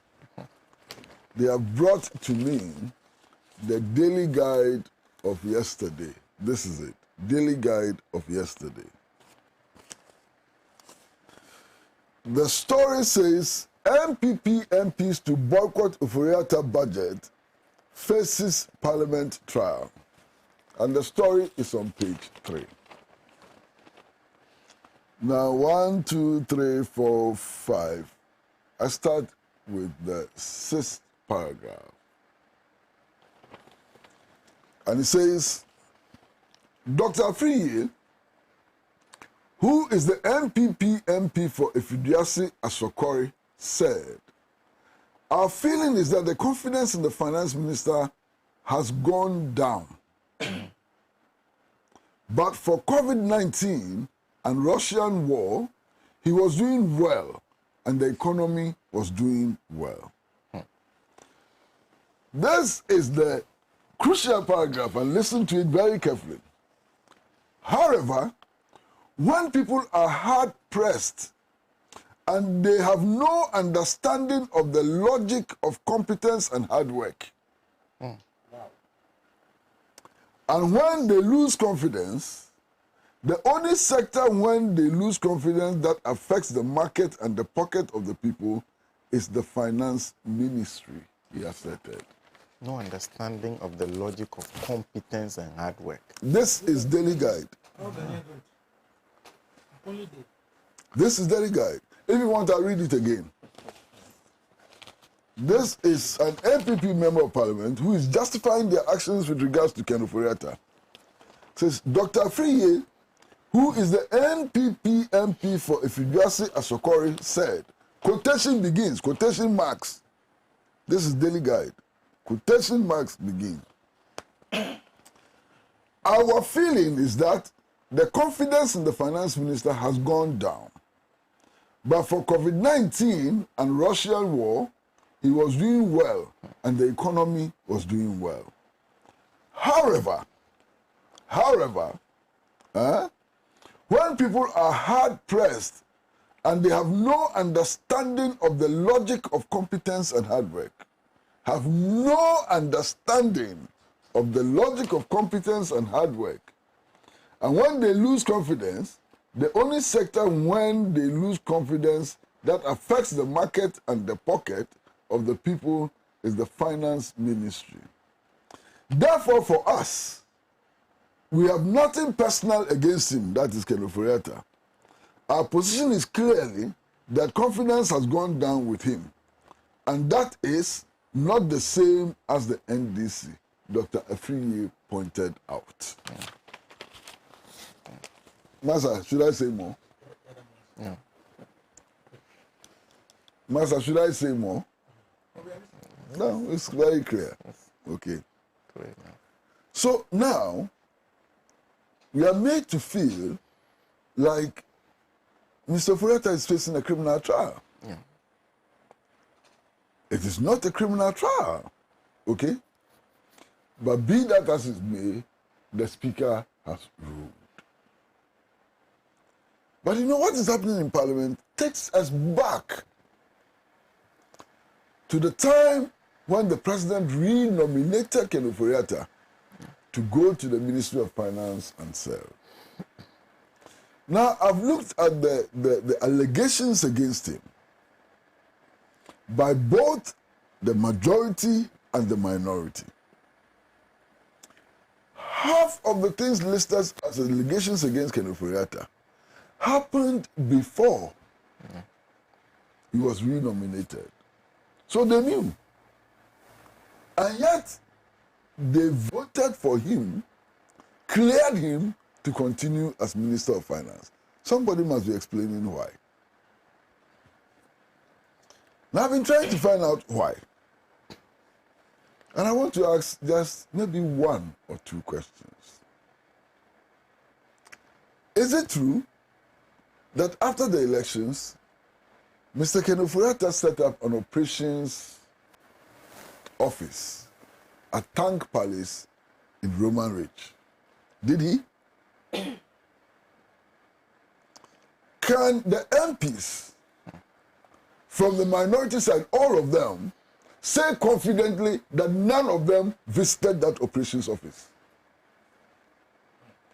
And if they visited that operations office, what did they discuss in that operations office? Tank Palace. Did it influence their decision to approve his nomination? I don't know. They are the only people who can provide answers. But it does appear that Mr. Ofori-Atta was operating from Tank Palace Hotel. And many people went there to see him. Did the minority members also go there small? And if they went there, what did they discuss? You see, I get a little worried. And when things don't make sense, when they don't make sense, it compels all of us to try and glean some sense out of those actions. And that is why questions are being asked. I don't think that these questions are being asked for malicious purposes. But we just want to understand what is happening. Okay? Now, there is something else that is striking. The Ministry of Finance is actually handled by 4 ministers. 4 ministers. You have the minister, who is Ken Ofori-Atta. Then you have the Minister of State at the Ministry of Foreign Affairs, number 2. Then we have 2 deputy ministers.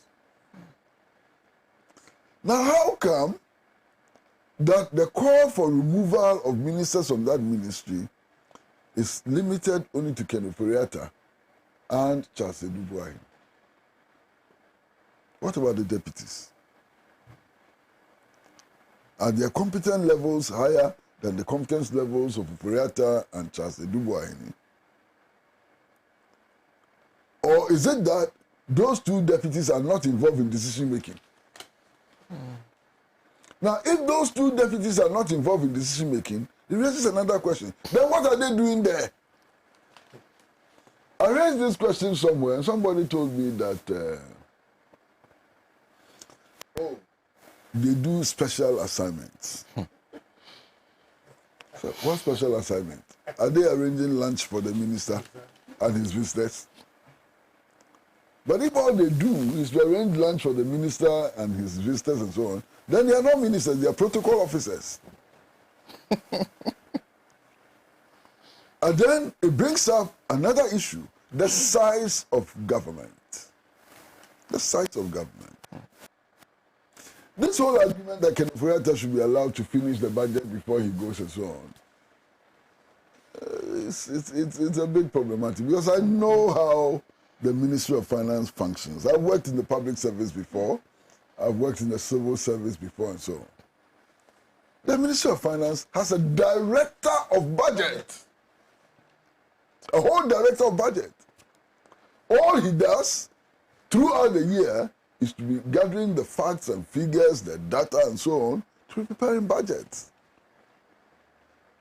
Ministers do very little when it comes to the preparation of budget. They provide political direction, but the actual compilation of facts, figures, and so on is done by technocrats at the ministry. You understand? The Ministry of Finance has a whole planning division headed by a director, and so on. So, all of this, as we speak, they are working on the budget. In fact, they do even hearings. Before the budget is ready, they do hearings. Heads of departments, agencies, and so on go there to argue about what the outlook for the year should be, how much they need, and so on. Their hearings. Now, that process, what role does Ken Ofori-Atta play in that process, or any minister for that matter play in that process, and so on? So, as things stand, we are waiting for an 8-member committee which has very interesting members. Very interesting members. But an 8-member committee appointed by the Speaker of Parliament to finally decide or to start the process of deciding on the future of the finance minister. Okay. Now, from what my brother Solomon Owusu says, and the letter which came from NPP headquarters, and all the things that we are hearing, it does appear that Mr. Ken Ofori-Atta will go home. But they don't want the NDC to lead the process. So how then is he going home? And I know for sure that he will not be fired by the president. Okay. So it does appear that Mr. Ken Ofori-Atta will go home at his own time and on his own volition. So what you should be expecting should be resignation. Okay? So I'm sitting here and I'm waiting for that resignation letter. And I'm wondering what will be in that resignation letter. Because the brave 80 became very angry. That's why they started threatening to boycott Parliament and so on. Because they claimed that Mr. Ofori-Atta had made some remarks which they were not comfortable with, and so on. But in the final analysis, we should be waiting for a letter of resignation. And it will be interesting what will be in that letter of resignation. Thank you. But you've drawn my attention to something. The 2 other deputies Honorable Abna Osei is Member of Parliament for Itiwa East. Then there's Dr. John Kuma, who is Member of Parliament for Ejisu.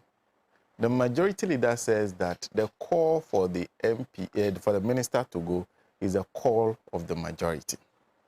So which means that the two deputies are also part of those who are calling for the finance minister. So, very bizarre. I have read the two of them supporting the call for their boss to go. Very bizarre. That they are part of the majority. I would say that the call for the finance minister to go is the NPP's decision, the party's decision. Why is that the MP's decision? It's the NPP. NPP has why is that NPP's decision? Read the constitution. Well, but there's something. There's something which is striking. In all of this, I think we should also keep an eye open for who wants to succeed Ken Ofori-Atta and who is going to succeed him. It will enable us to understand things better. Are there some big names in Parliament which want to succeed Ken Ofori-Atta? And if there are big names in Parliament which want to succeed Ken Ofori-Atta, what role are they playing in the current impasse? I haven't said that. Who will eventually replace Ken Ofori-Atta is something that you should keep to look at. Look at that. The president does this. I can't repeat what the president does. A bit more detail. Yesterday, actually, the Chronicle published that there were some people who were lobbying for the majority leader to replace Mr. Ken Ofori-Atta. Yes, that was in the Chronicle newspaper. Front page story, banner headline. We'll take a break. We'll be right back.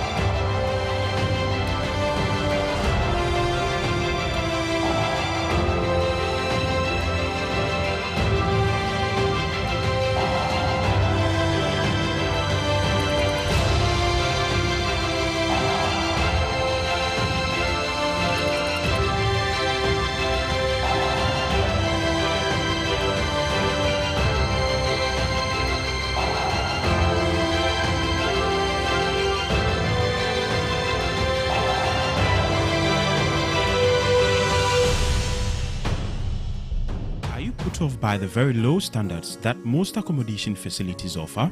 Well, it's time to heave a heavy sigh of relief. Collindale Court is here. Located at Birch Street, Community 12 off the Tema Motorway, Collindale Court offers you top-of-the-range short and long-stay accommodation steeped in luxury. Our 2-bedroom apartment is what you and the family need for your weekend getaway, while our 1-bedroom apartment gives you a peaceful ambience to work from home. Our rooms are fully furnished, air-conditioned, and come with all you need at your beck and call. A well-stocked kitchen, dining area, Wi-Fi, DSTV, Netflix access, and an endless list of other amenities, thus creating a unique sense of place far exceeding your expectations. Our gym and swimming pool exactly suit your preference for keeping fit and recreational activities.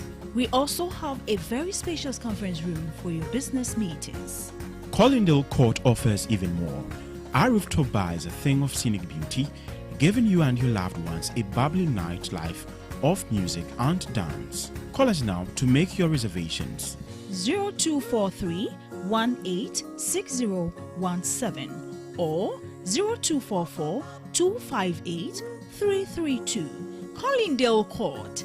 Exceptional comfort for beautiful people.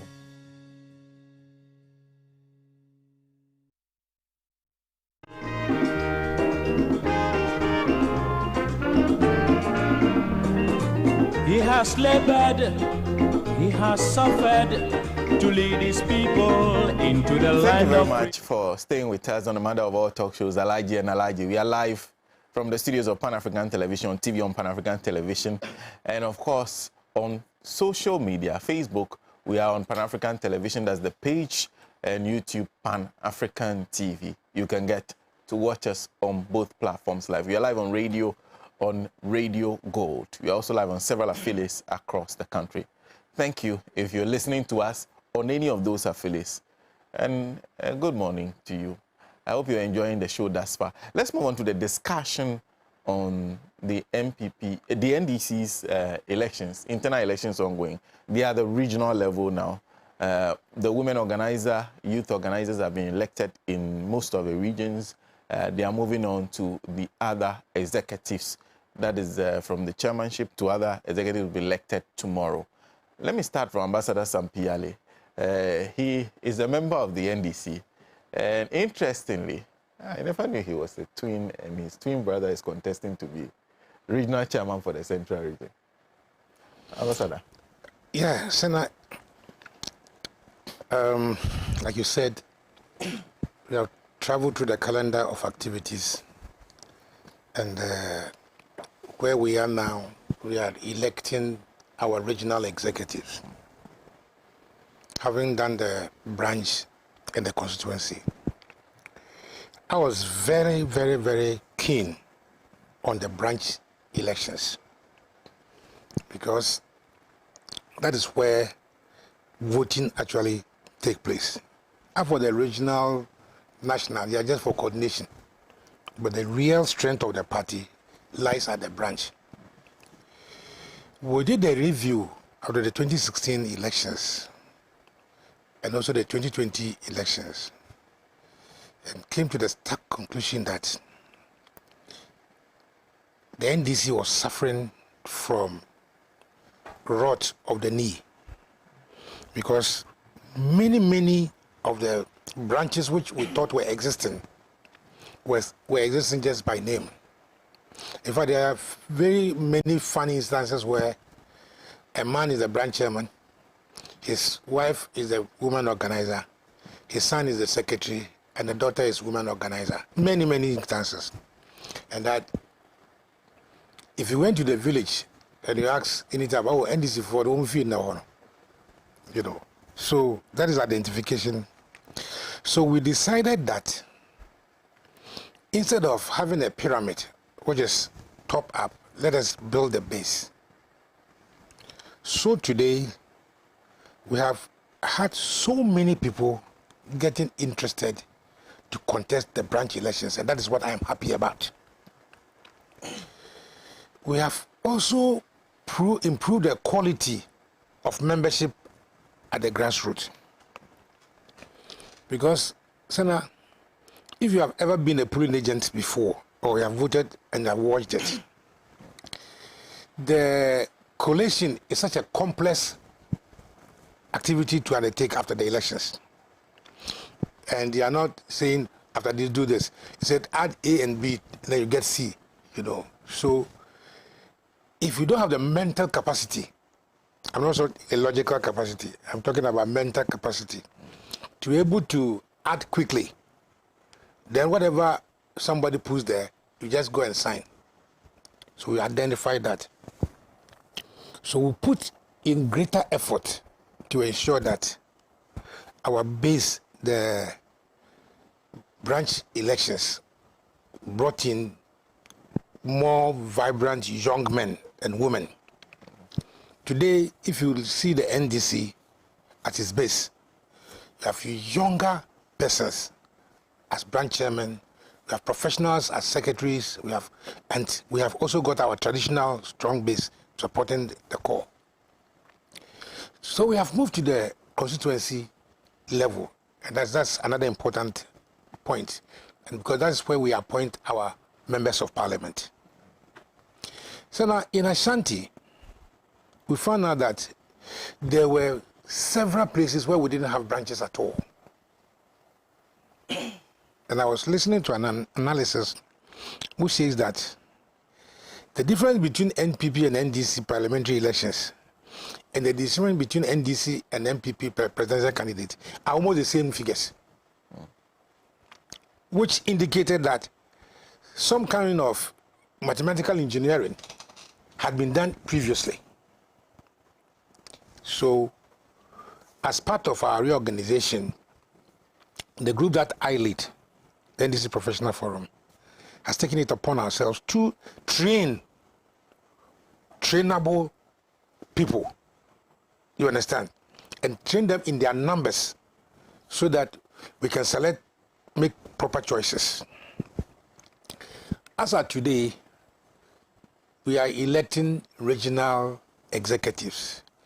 And for me, I don't put much prominence on the regional executives because their role has been overblown. The regional executives, their role has been overblown. They are just supposed to be coordinators and managing the branches. But now they have taken on the responsibility of calling the shots. Are you following me? And our branch executives, who are the owners of the party, are just mere taxi drivers being sent here and there. You see what I mean? So we have sought to correct this. In all the regional centers, elections are taking place. And if you checked from the youth and women's wing, interesting things are happening. Because persons who thought they were entrenched have been uprooted at the women and youth front. And it's expected that at the regional elections, some tsunami waves will also flow. Do you understand? There are interesting contests. For example, the Greater Accra region, where Chairman Adekoka is perhaps facing the most fierce competition in his life. Adekoka. Yeah, I wish him well, though. But if you look at the people who have taken forms to contest in the regional elections, it's interesting. Another hotspot is the Ashanti region. Ashanti region. In Ashanti region, I will say, from our research, that it is not true that Ashantis don't like NDC. It is not true. It is not true. Because if you look at the figures, you know that Ashanti is almost our second World Bank now. Our performance in Ashanti has been our own innate fear and lack of organization. I must be frank. It has been lack of organization and attention on what we are doing. In the past, it has been tough war between our executives, who is who, and often use tribal emotions in their elections. So what we have done as a party is that we have started the Ashanti project, in which we have two policies running at the same time to consolidate our base. You know, Ashanti region has many tribes. We have the Fanti New Towns, we have the Angunaga New Town, we have Gan State. Everybody is in Kumasi, and they constitute our base, original base, the Dalton Caucus and everything. So we have a program to keep this group, expand it and consolidate it. We have also started a program to attract indigenous Asantes into the party. So it's looking interesting. Now, this election is not about who is more popular. This election is not who is flamboyant. This election is not about who is brave or who is weak. Right? We are not going to send guns to the battlefield. We are going to use our brains. So, likely, our delegates have seen this. And I'm telling you that from the branch level up to the regional constituency level, the people that they are being voted for have this characteristics that I'm talking to you about. We are waiting to see and do a comprehensive analysis of the regional election results so that we will know where our weaknesses are. Again, it's a policy of the party that the elections that are being conducted are for the NDC. It's not for the candidates. So if you win, it's the NDC that has won. Okay? So it is not going to be previously where the executive thought that they own the party. Our new policy is that leadership is not ownership of the party. Leadership of the, because there have been so many leaders, but the party is still there. But if we have executives, national executive, who did not listen to anybody else apart from themselves, then we had a problem. So there's a new dimension. The big elephant in the house will come on during the national elections. I have seen very interesting contestants for the National Youth Organizer. I've seen interesting contestants for the Youth Organizer position. And even the women's wing, I've seen interesting contestants. Our own Tega is contesting as a deputy. And Margot is also contesting for the women organizership. Very interesting permutations. And for me, I am gratified because the youth of the party have taken the responsibility. Are you following what I'm saying? Because as far as we have grown, those of us who started the revolution, we have gone beyond any organizational capacity. But we are just giving advice. But the young people of NDC have come to understand that money being bribed does not win us elections. As you know, so if you go to the Congress and you have got to buy fridges, you remember our last elections, fridges, televisions, and that one, it is a clear signboard of your incompetence. That's the understanding now. So those who have gathered money all these years just to win elections, they may be disappointed. So then I'm saying that I've seen it from the branch elections up to the constituency elections. You know, so there are some people, they won't perform even as MPs. They will keep their monies, common fund, and everything. Then election time, they'll gather people and then give them money and they vote for them. That's something that we have tried over the 4 years to break. Then we are watching the elephants and seeing how we will not allow their task in our kitchen. Because the slightest indication that some PLA is bribable or can be compromised, you will lose the election. I'm telling you.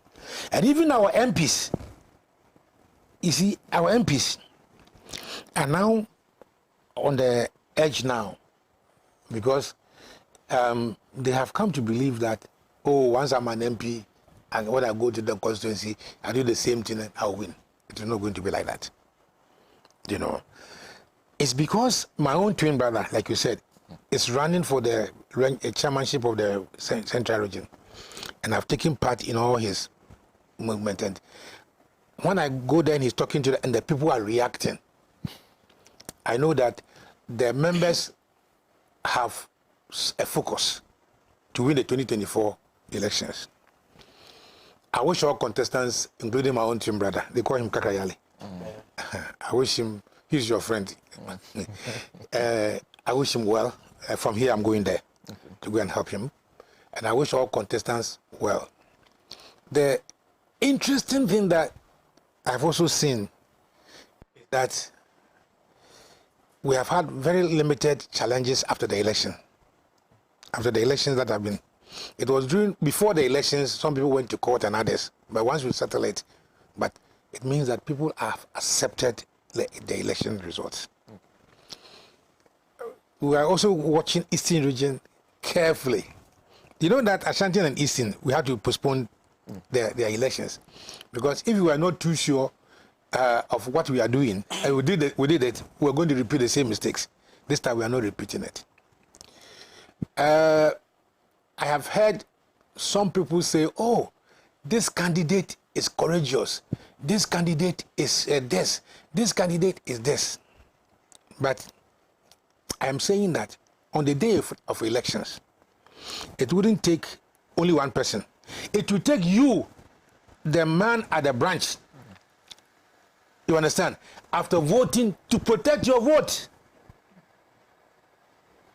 And I'm not sure the Ghana Armed Forces, the Ghana Police Service, Immigration Fire Service would invite themselves to the political violence that we have had over the last 2 elections. I'm repeating, I am just thinking and saying that I believe that the Ghana Armed Forces have learned their lessons. Because as I speak to you, 8 people have been killed during elections. Okay? And nobody has spoken to it. As I speak to you today, the people who were maimed at Owusu West Rogon elections, by elections, are still in their wheelchairs. As I speak to you, people are not too sure what the EC is going to do. But, Sena, watch my lips. The NDC will never allow a repetition of 2020 and 2016. We have said ourselves that we are taking our referees to the rink. So if you come and meet me as a polling agent, come and play your tricks on me. Sometimes the people who should take responsibility of ensuring that things that don't happen, they were sitting in 4-wheel drives saying they are monitoring. You are monitoring what? What are you monitoring? Sit at the polling, be a polling agent. Be a polling agent. Whoever you are, be a polling agent. Okay. Whoever you are, please contribute to feed our polling agents so that they don't take food laced with Valium and sleep. Ambassador. Papa. Thank you. Thank you very much. Mohammed Abdul Karim is joining us. Says, do you guys remember when the president says some people want him to sack his ministers for them to be replaced? I think we are almost there. There's Erica Said who says, in fact, this NPP government sometimes is sad though. Isa Adam, most of the loans were passed without the minority. In most cases, the minority walked out. Daniel Kabute says the Nanado government, finance minister, and entire NPP parliamentarians can run from disgrace, but they can never hide from disgrace. That is coming, that is on our Facebook. And this one is Jerry Ajo says the NPP is blaming everyone for their extreme incompetence by themselves. Sena, we have had this forest dealers under every administration since the Fourth Republic. It's sad to see the failed leadership of Idem Kufuor and his family government are suddenly blaming the mess they've created on them. So those who understand that the current unprecedented hardship is self-inflicted by the failed policies of their government. Mr. Owusu. Well, Sena. You know, when you are discussing it, this is sometimes you don't know whether to start from the north, south, west, or east. But if there is anything that gladdens my heart this morning, it is what Ambassador Sampiale has just told viewers across the world. This is Pan-Africa TV.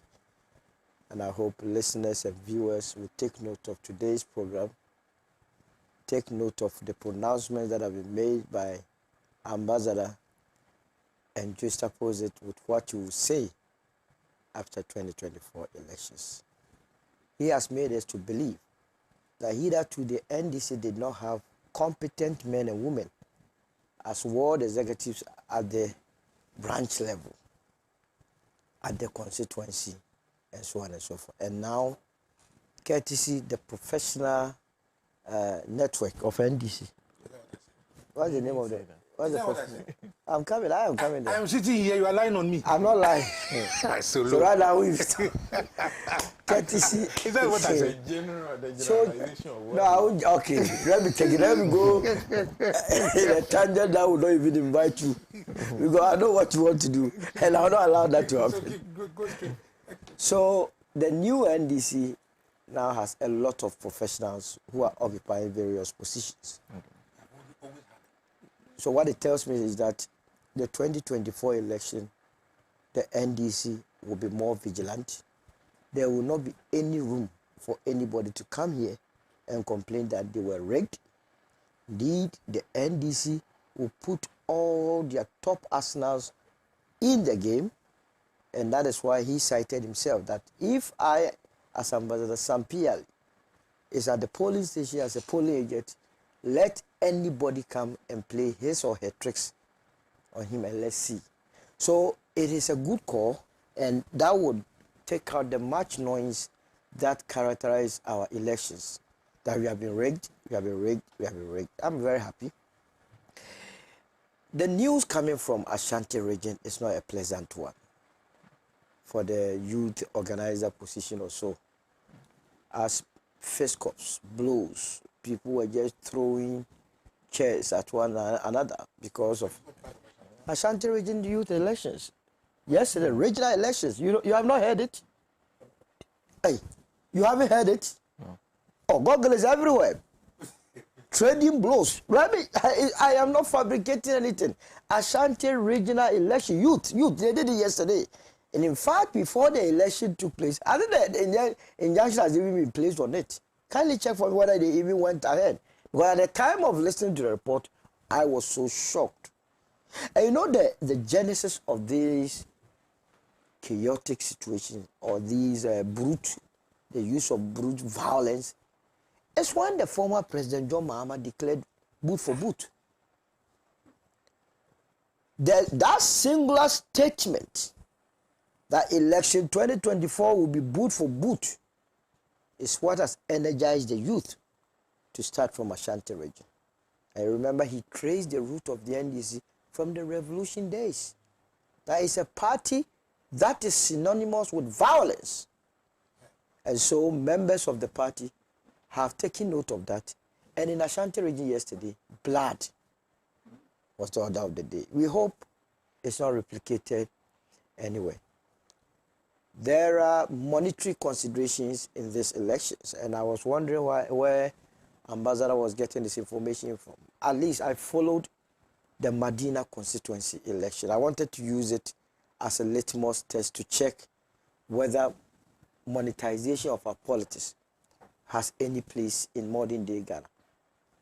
There was a particular position, the communications officer position for Medina, where a gentleman by name George Nash, I've been going on various platforms. He's a very, very good communicator for the NDC. Guess what? There are people who voted for someone who had never spoken in his life. He has never communicated. Because the guy shared 50 cedi, and George Nash did not have any money. This is what is happening in Medina. You can go there. I have given cited name, giving you the constituency, and I'm directing you to go there to let you understand that it is money that will decide who wins. That's the constituency, Medina constituency. The Medina constituency. What about the Kumasi sports? The fisticuffs. The Kumasi sports where you were selling brown envelopes. Oh, but so you wanted to take your party out of this whole mess. And I'm only drawing your attention that until we all come to a realization that the way and manner we fund our political activities is one of the problems that we face. How can you vote for someone who has never communicated in his life as your constituency communication officer against someone whose trajectory throughout his life has been defending your very party because he didn't have money? And I openly express my frustration to the people that no, the mere fact that I'm an NPP does not mean I don't wish the NDC to elect people who are capable of doing the work. There are very beautiful parents coming up. I mean, we are in Greater Accra, so I can at least talk about Greater Accra. But let me use this opportunity to wish Gabrielle Tete the best of luck in the central region as she faces the incumbent, and also wish Kakra Yali, Mr. Yali's brother.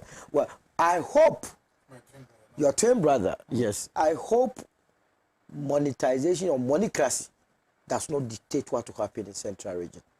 You see, we must encourage people that can do the job.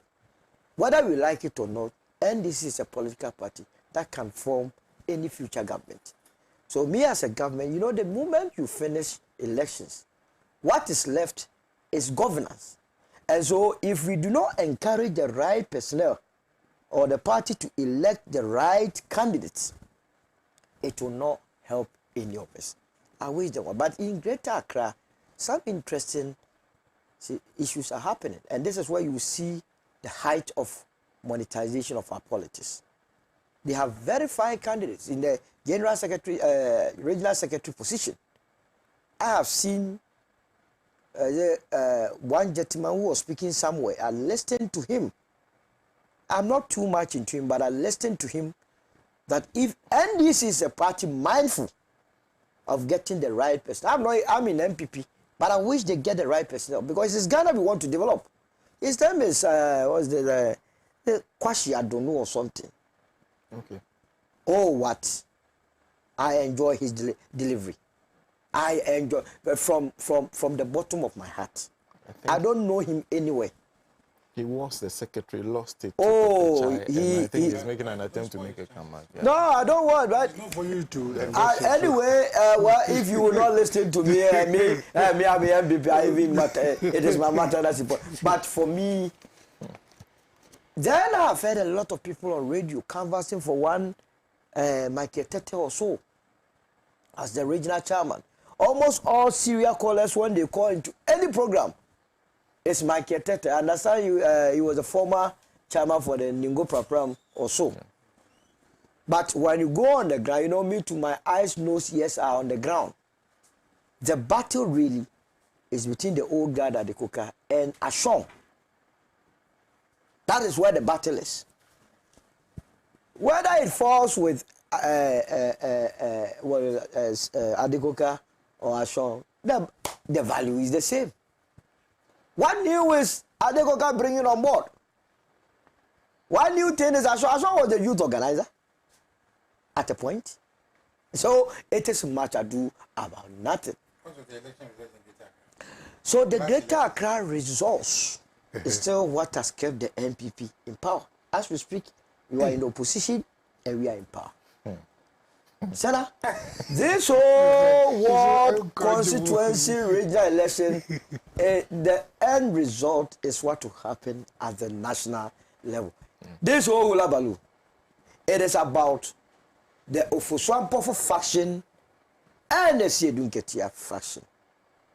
But if you listen to the salvos that are being thrown left, right, center, and here, let me say, the MP that openly declared for Mr. Siedunketia did not do the party well, did not serve the interest of Mr.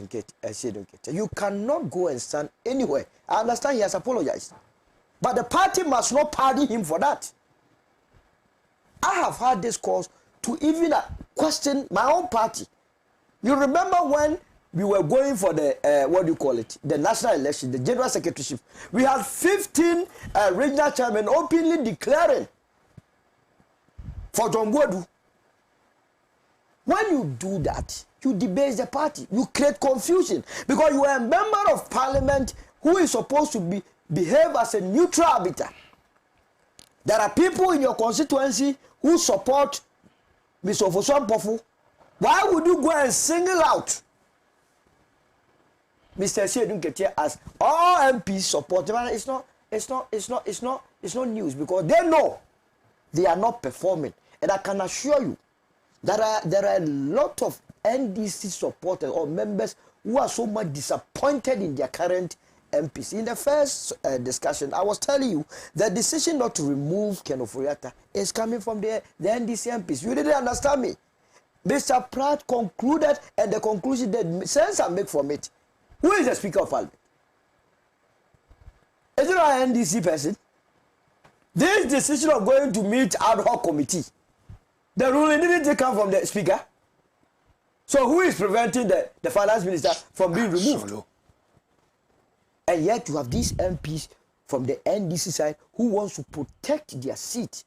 Some of them openly going against. I empathize and sympathize with Mr. Owusu Ampofo. Honestly, when I listen to him, because some of us, we have been following the politics for that long. I know how he has struggled, the kind of vertebrations.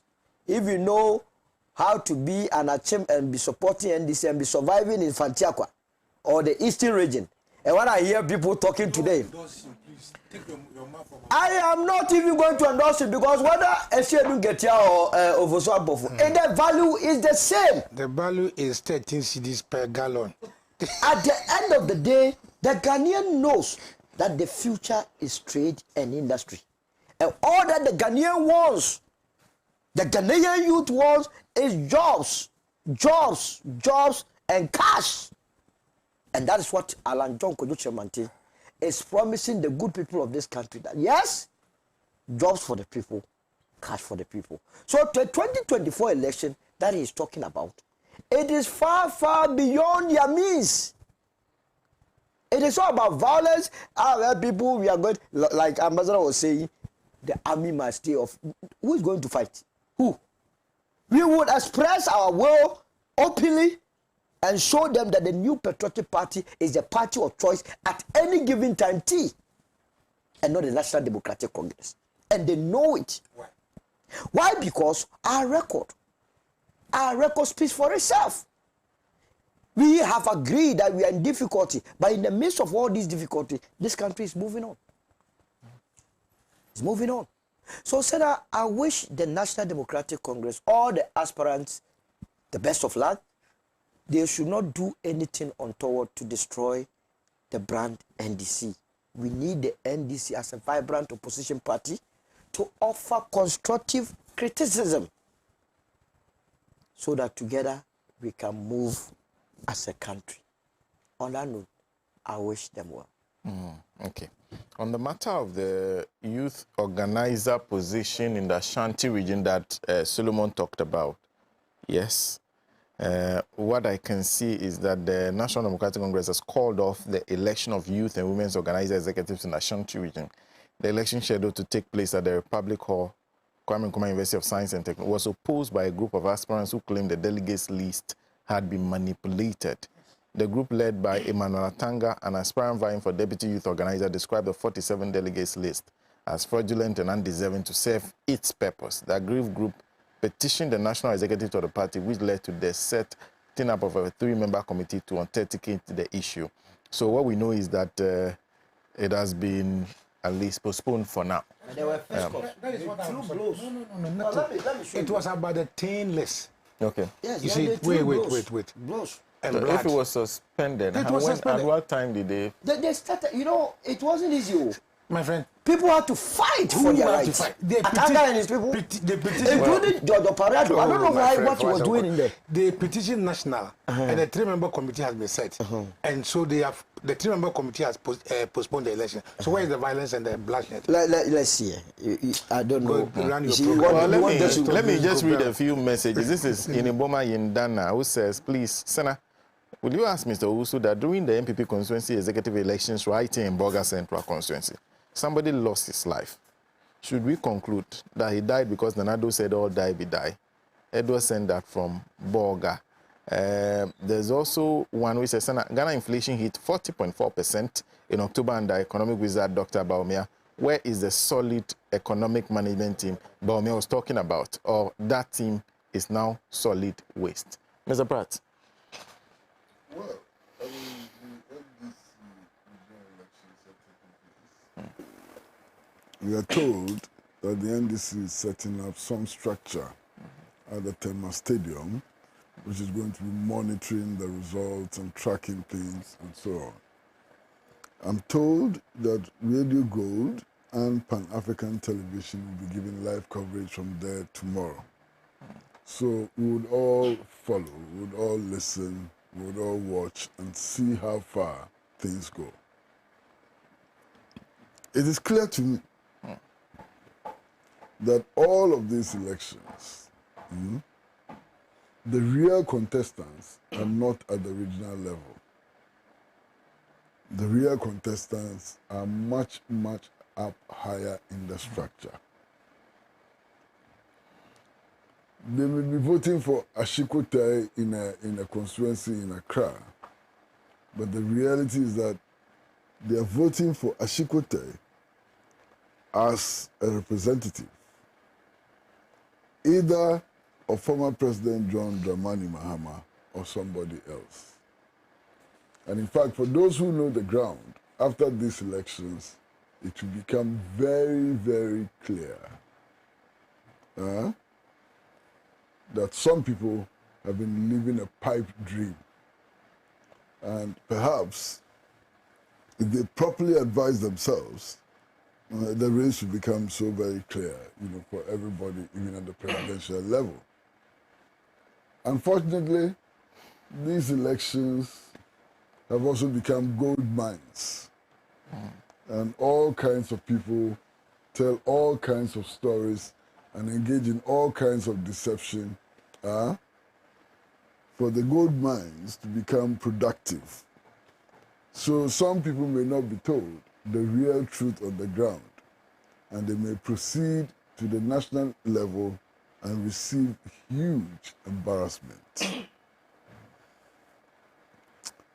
I think that the most important thing now is for the parties at the regional level, for the party to carefully select persons with the requisite skills, which would enhance the party's chances of doing well in the next elections.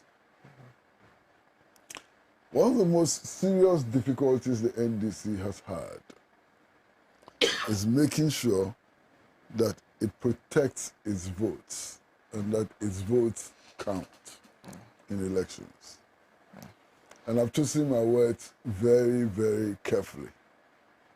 The NDC has a challenge with making sure that the votes cast for it are protected and that ultimately those votes count. Okay? So this should become part of the elections. I mean, this should have featured quite seriously, in the elections.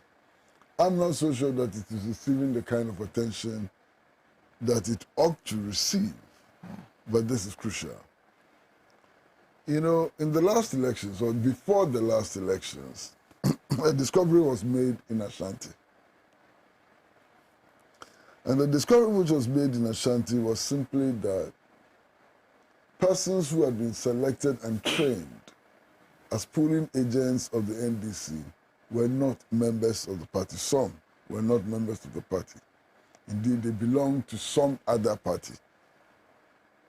Now, that only happens when the party is dormant, when the party is not active, when people are not opening their eyes, and so on. And I want to believe that all of those things are being taken into consideration. You understand? And I wish everybody well. I mean, all the different parties, all the different contestants in the parties and so on, let's wish them well. Our democracy is as strong as the parties are and as weak as the parties are. So all of us should be wishing to have strong parties, properly focused on alleviating poverty, properly focused on enhancing mass participation in national politics and so on. And that is what we should be wishing for everybody else, okay? Sometimes when you listen to some of the contestants, they tickle you, they make you laugh,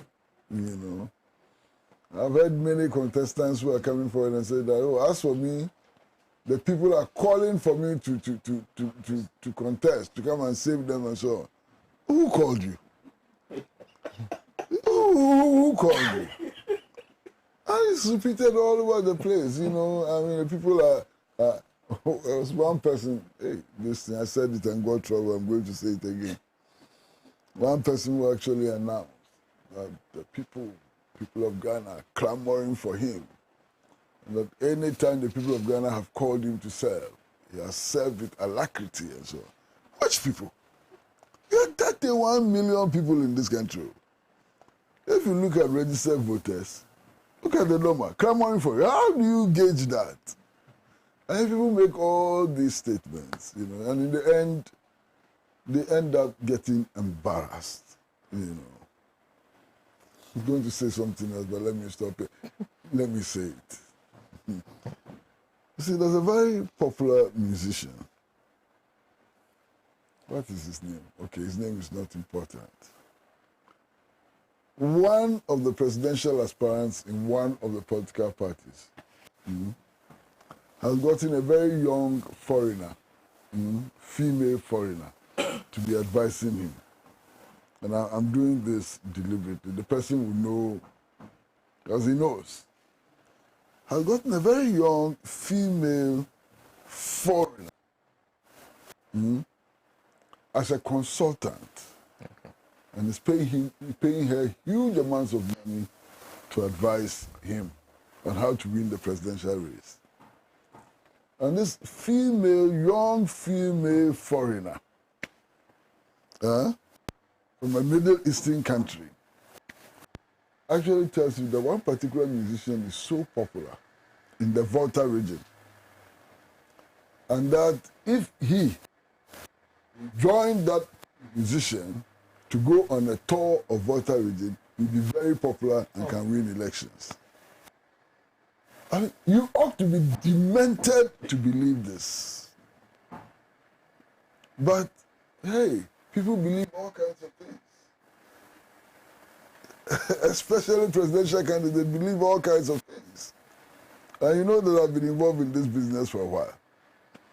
Look, when it's time for elections, you hear all kinds of stories. There are those who go to the candidates and tell them that, look, all you have to do to win the election is to get 3 pure white cows. 3 pure white cows. There shouldn't be any black in the white, pure white. And that if these 3 cows are buried alive at a certain time of the night, you've won. And do you know that politicians pay for this nonsense? They pay for this nonsense. Even at the parliamentary level, some of the stories are frightening. There's a guy who was going to contest for parliamentary elections, and he went to see some Malam, and the Malam said, no problem.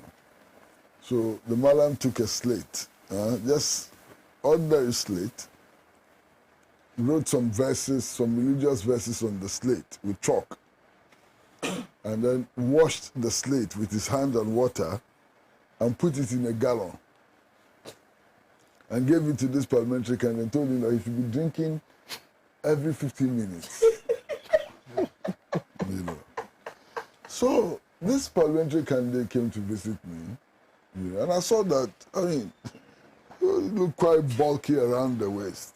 Was wearing a jalabia, looking quite bulky around the waist. I said, my friend, what's wrong? Are you sick? He said, no. The thing is there. I said, what is?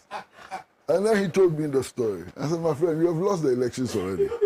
This concoction you are drinking, by the time voting counts, you have a stomach upset, you will be sick. So you will not be able to even supervise the counting at the different polling stations. So you have lost. True, the day of the election. The day of the election, my man was hospitalized. He had been drinking this poison. So election time, the things people believe and do, you have no idea. Madam says you should be drinking the thing every 15 minutes. So the thing is tied to his waist. So every 15 minutes, he go and hide himself somewhere and drinks more. He's killing himself. Anyway, master finished. Thank you. Thank you very much. Let me just do 2 or 3 messages, then we'll just brief comments on our last topic. This is Justice Kwanyo says, you have solution A and I have solution B. And at the end, we are all aiming to arrive at one point. Somebody should tell the majority NPP MPs to reverse to their earlier decision to remove the finance minister. It does not matter the method the minority is using. The aim is to make life easy for Ghanaians. This is Shine Gave, who says, good morning. It looks like people are unnecessarily praising Honorable Afenyomakins for proposing that the Minister of Finance be given the opportunity to defend himself. That is not true. Honorable Haruna Idusu said it in moving the motion of censure. The minister will be present during the debate to defend himself or through his counsel, and quoted the relevant article in either the Constitution or the standing orders. Afenyomakins refused to listen to the minority leader and decided to use the same article as the basis for their defense for the minister. Shine Gave sent that from Pokwasi. There is also Koblavi from Pokwasi Benghazi, who also says NDC national elections coming on Sunday. Actually regional. We don't want any confusion. Any candidate who will win or lose should take it in faith. No candidate should eliminate himself from our NDC party because he has lost. All candidates should continue to work for our NDC party. That's coming from Koblavi, Pokwasi, Benghazi. Tafa in Amahia says, Sena, what Ambassador Sam said is true. I was a vetting committee member in my ward. Sena, I've been executive member in Adenta constituency over 20 years. But I have never seen this kind of enthusiasm that I witnessed this year at the branch elections. I visited lawyers, medical doctors, and other professionals contesting as branch executive. That's coming from Tafa in Amrahia. And finally, this is Lagbaja, who says, Sena, please tell our leaders in NDC, the youth in the party want peace and unity. 2024 elections is not a joke to play with. That is coming from Lagbaja. He leaves some candidates he wants to say hi to. But, well, let's move on to the issue of the Black Star Squad and expectations of what we are taking to the World Cup, the team that will be carrying our hopes at the World Cup. Mr. Owusu. So now, you see, I've taken a look at the squad. I am not impressed with some of the names that are still present. Indeed, if you look at current form of some of the players, you will take just a single player, Jeffrey Schlupp. How can anybody convince me sitting there, or Tuado himself, how can he convince me that Schlupp that is playing in the Premiership, playing regularly, will be dropped for the squad to be representing a player that is playing in the Championship? No, somebody must convince me. How do you drop Afena Jan, a promising young chap who sacrificed his Roma playing days, young days, to come to Ghana and play, who is playing well, who helped? In fact, in the last two matches between Ghana and Nigeria, both in Kumasi and in Abuja, this guy stood to the test, qualified this country, only to be dropped. No, the squad is not ready yet. No, yes, they are dropped. The 26. No, they haven't. He hasn't released. What you are seeing is people predicting who may be in the squad and who is out. Dropped. I'm telling you, it's not going to change. It has not been dropped, but I'll wait for Monday so that it's dropped. So Monday, when they are dropped, I'll come and continue. Because I have the list. You have the list? Oh, yes. These football people, who have no blueprint for our football, the Ghana Football Association. What blueprint do they have for our football, apart from the Black Stars? Do they have any blueprint for our coast football? Division 1, Division 2, Division 3, even the Premier League. To the extent that for the past 4 consecutive years, House of Folk and Kotoko, when they go to Africa, first round, if it's not 4-0, it is 3-0. If it is not 3-0, it is 6-0. And you call them Ghana Football Association? And to even make matters worse, have you seen the budget that is going to the World Cup? This is a developing country that we have gotten. We are getting like 9 million in the early stages. You are telling me that you are going to spend 8.1 million out of that money? One course football is down. Said, I have played football before. I was the captain of Indiswar when I was in Kenya West. I played for the university team as well. Look, during those days that we were playing football, our standard, I can tell you, is far higher than those playing national team now. There is no quality. There is no quality. So the football people must share their interest. They must reduce it. Because so long as this team will go there and play God bless our home, like means you are representing them as Ghanaians, as representing the country. And I do not believe that those that have been called now represent the best players that we have in this country. We don't have much time. But I will end on this note. That, yes, the president has said we are in crisis. I believe we are in crisis. This is not the time to send any supporter to Qatar. The Ministry of Youth and Sports must take this announcement very, very serious. This is not the time. Like we took supporters to Germany, we took supporters to South Africa. In fact, South Africa was there. The kind of embarrassment that these supporters group unleashed on Ghana, it will beat your imagination. And that if for anything or nothing at all, there are a lot of Ghanaians stranded in the Middle East. Dubai, Abu Dhabi, Qatar, Bahrain, a lot of Ghanaians, young ones who are stranded. They want to come home. First of all, they don't have plane tickets. They don't have food to eat. If they are looking for people to go and cheer the Black Stars up, they must go and gather all these stranded Ghanaians. Give them the national jersey to wear as cheerleaders. Give them food, buy tickets for them. We will be killing two birds with a stone. So that after the tournament, all of them are brought back home. Nobody must make any mistake on the altar of top to think they are going to send any supporters to Qatar. After all, from where I sit, I do not believe that the quality we have in this team can go anywhere. We will go and represent the country, all right, but the trophy, I strongly believe it will not happen. That's what I was saying. Ambassador. Well, I'm not a football person.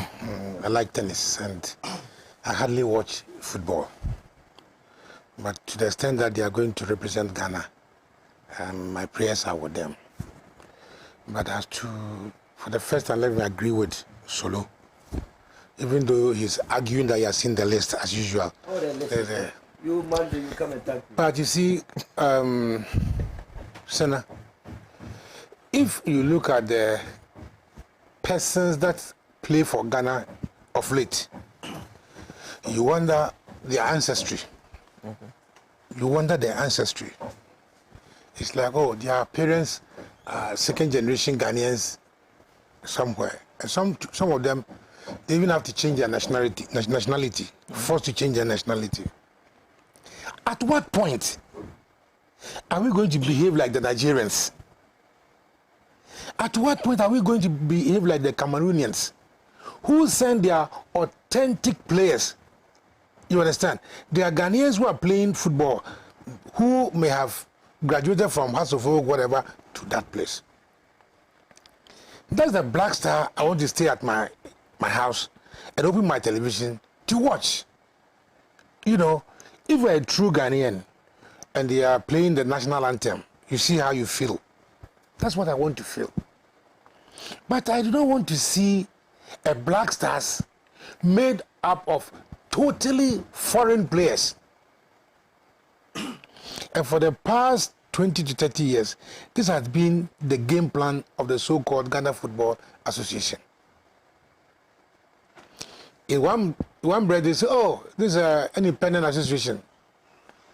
No, government should not talk about it. I remember in the days, government should not talk about it until we stood and changed the narration.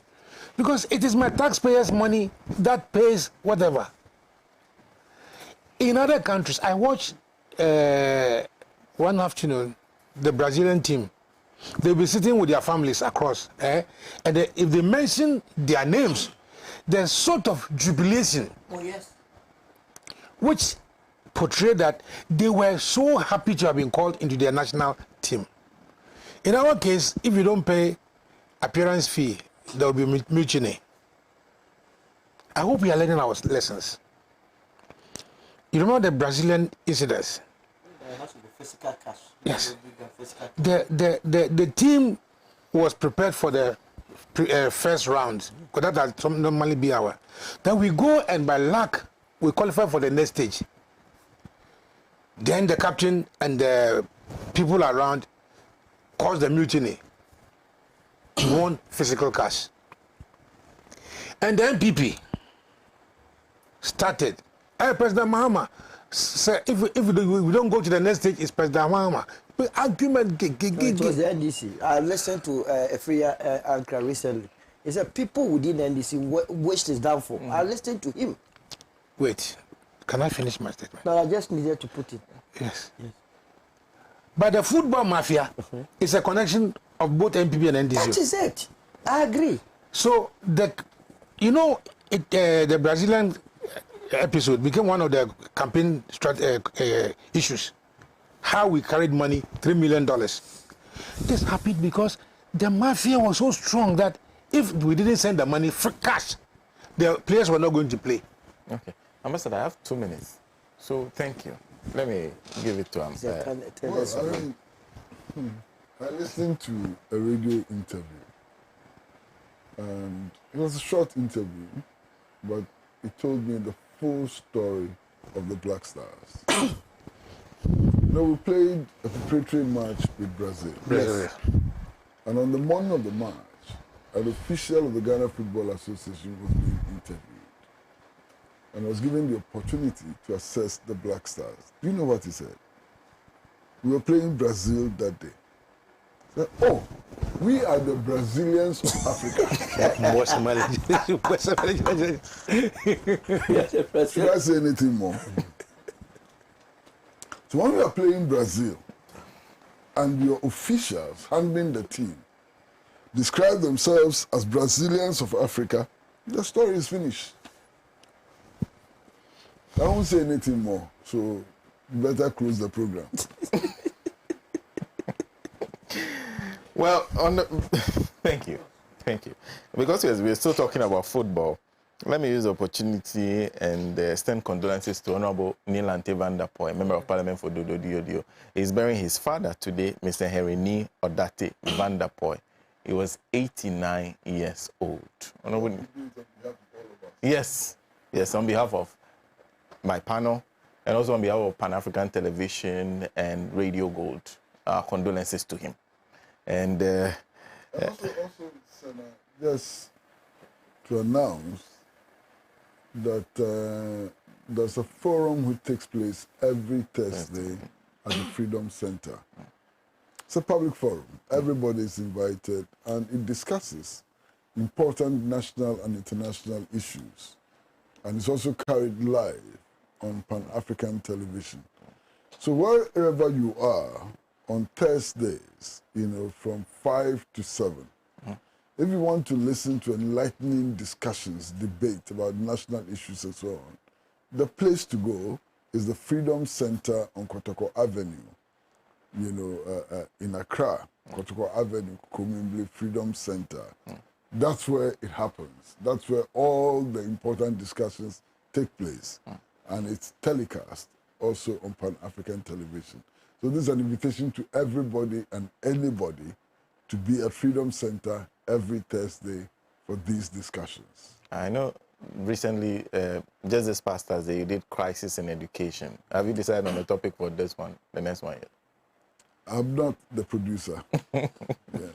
Okay, so whatever happens, we'll put out a flyer. In fact, they put out flyers. Yes, I will come to that. They put out flyers before that, so you can be a part of it. And also, because Solomon also mentioned it, on our behalf, to condolences to Honorable Hackman Owusu Ajiman. He is one of the veterans of our politics. We understand he's burying his wife. I didn't actually know about the death of Mr. Hackman Owusu Ajiman's wife until about 2 days ago. Oh, okay. And I felt so bad. I mean, this was an excellent woman. She may not have played a direct part in the politics of the 80s and 90s, but she was a very, very strong pillar in the work which was done to open up the space for a return to multi-party democracy.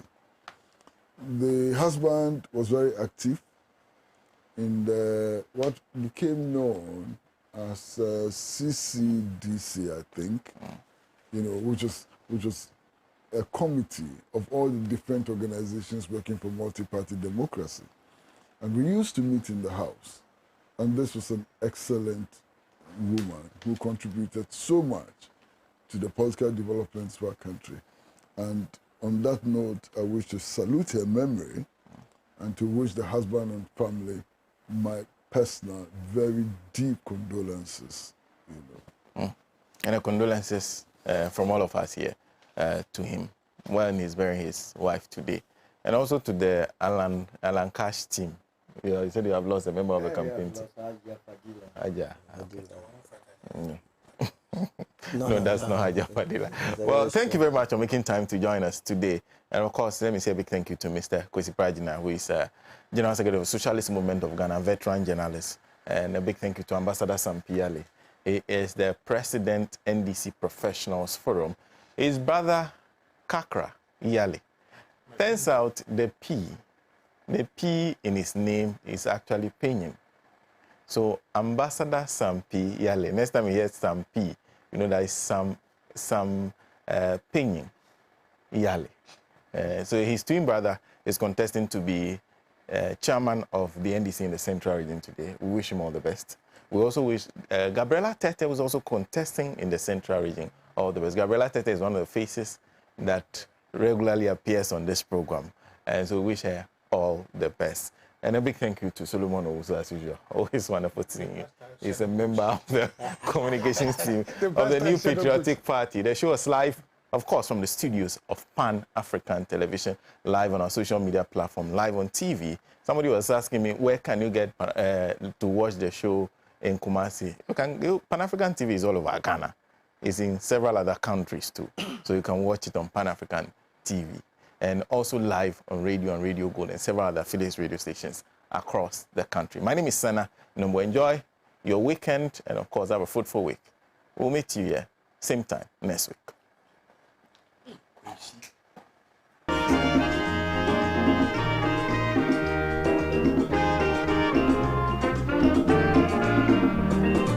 He has labored, he has suffered to lead his people into the light.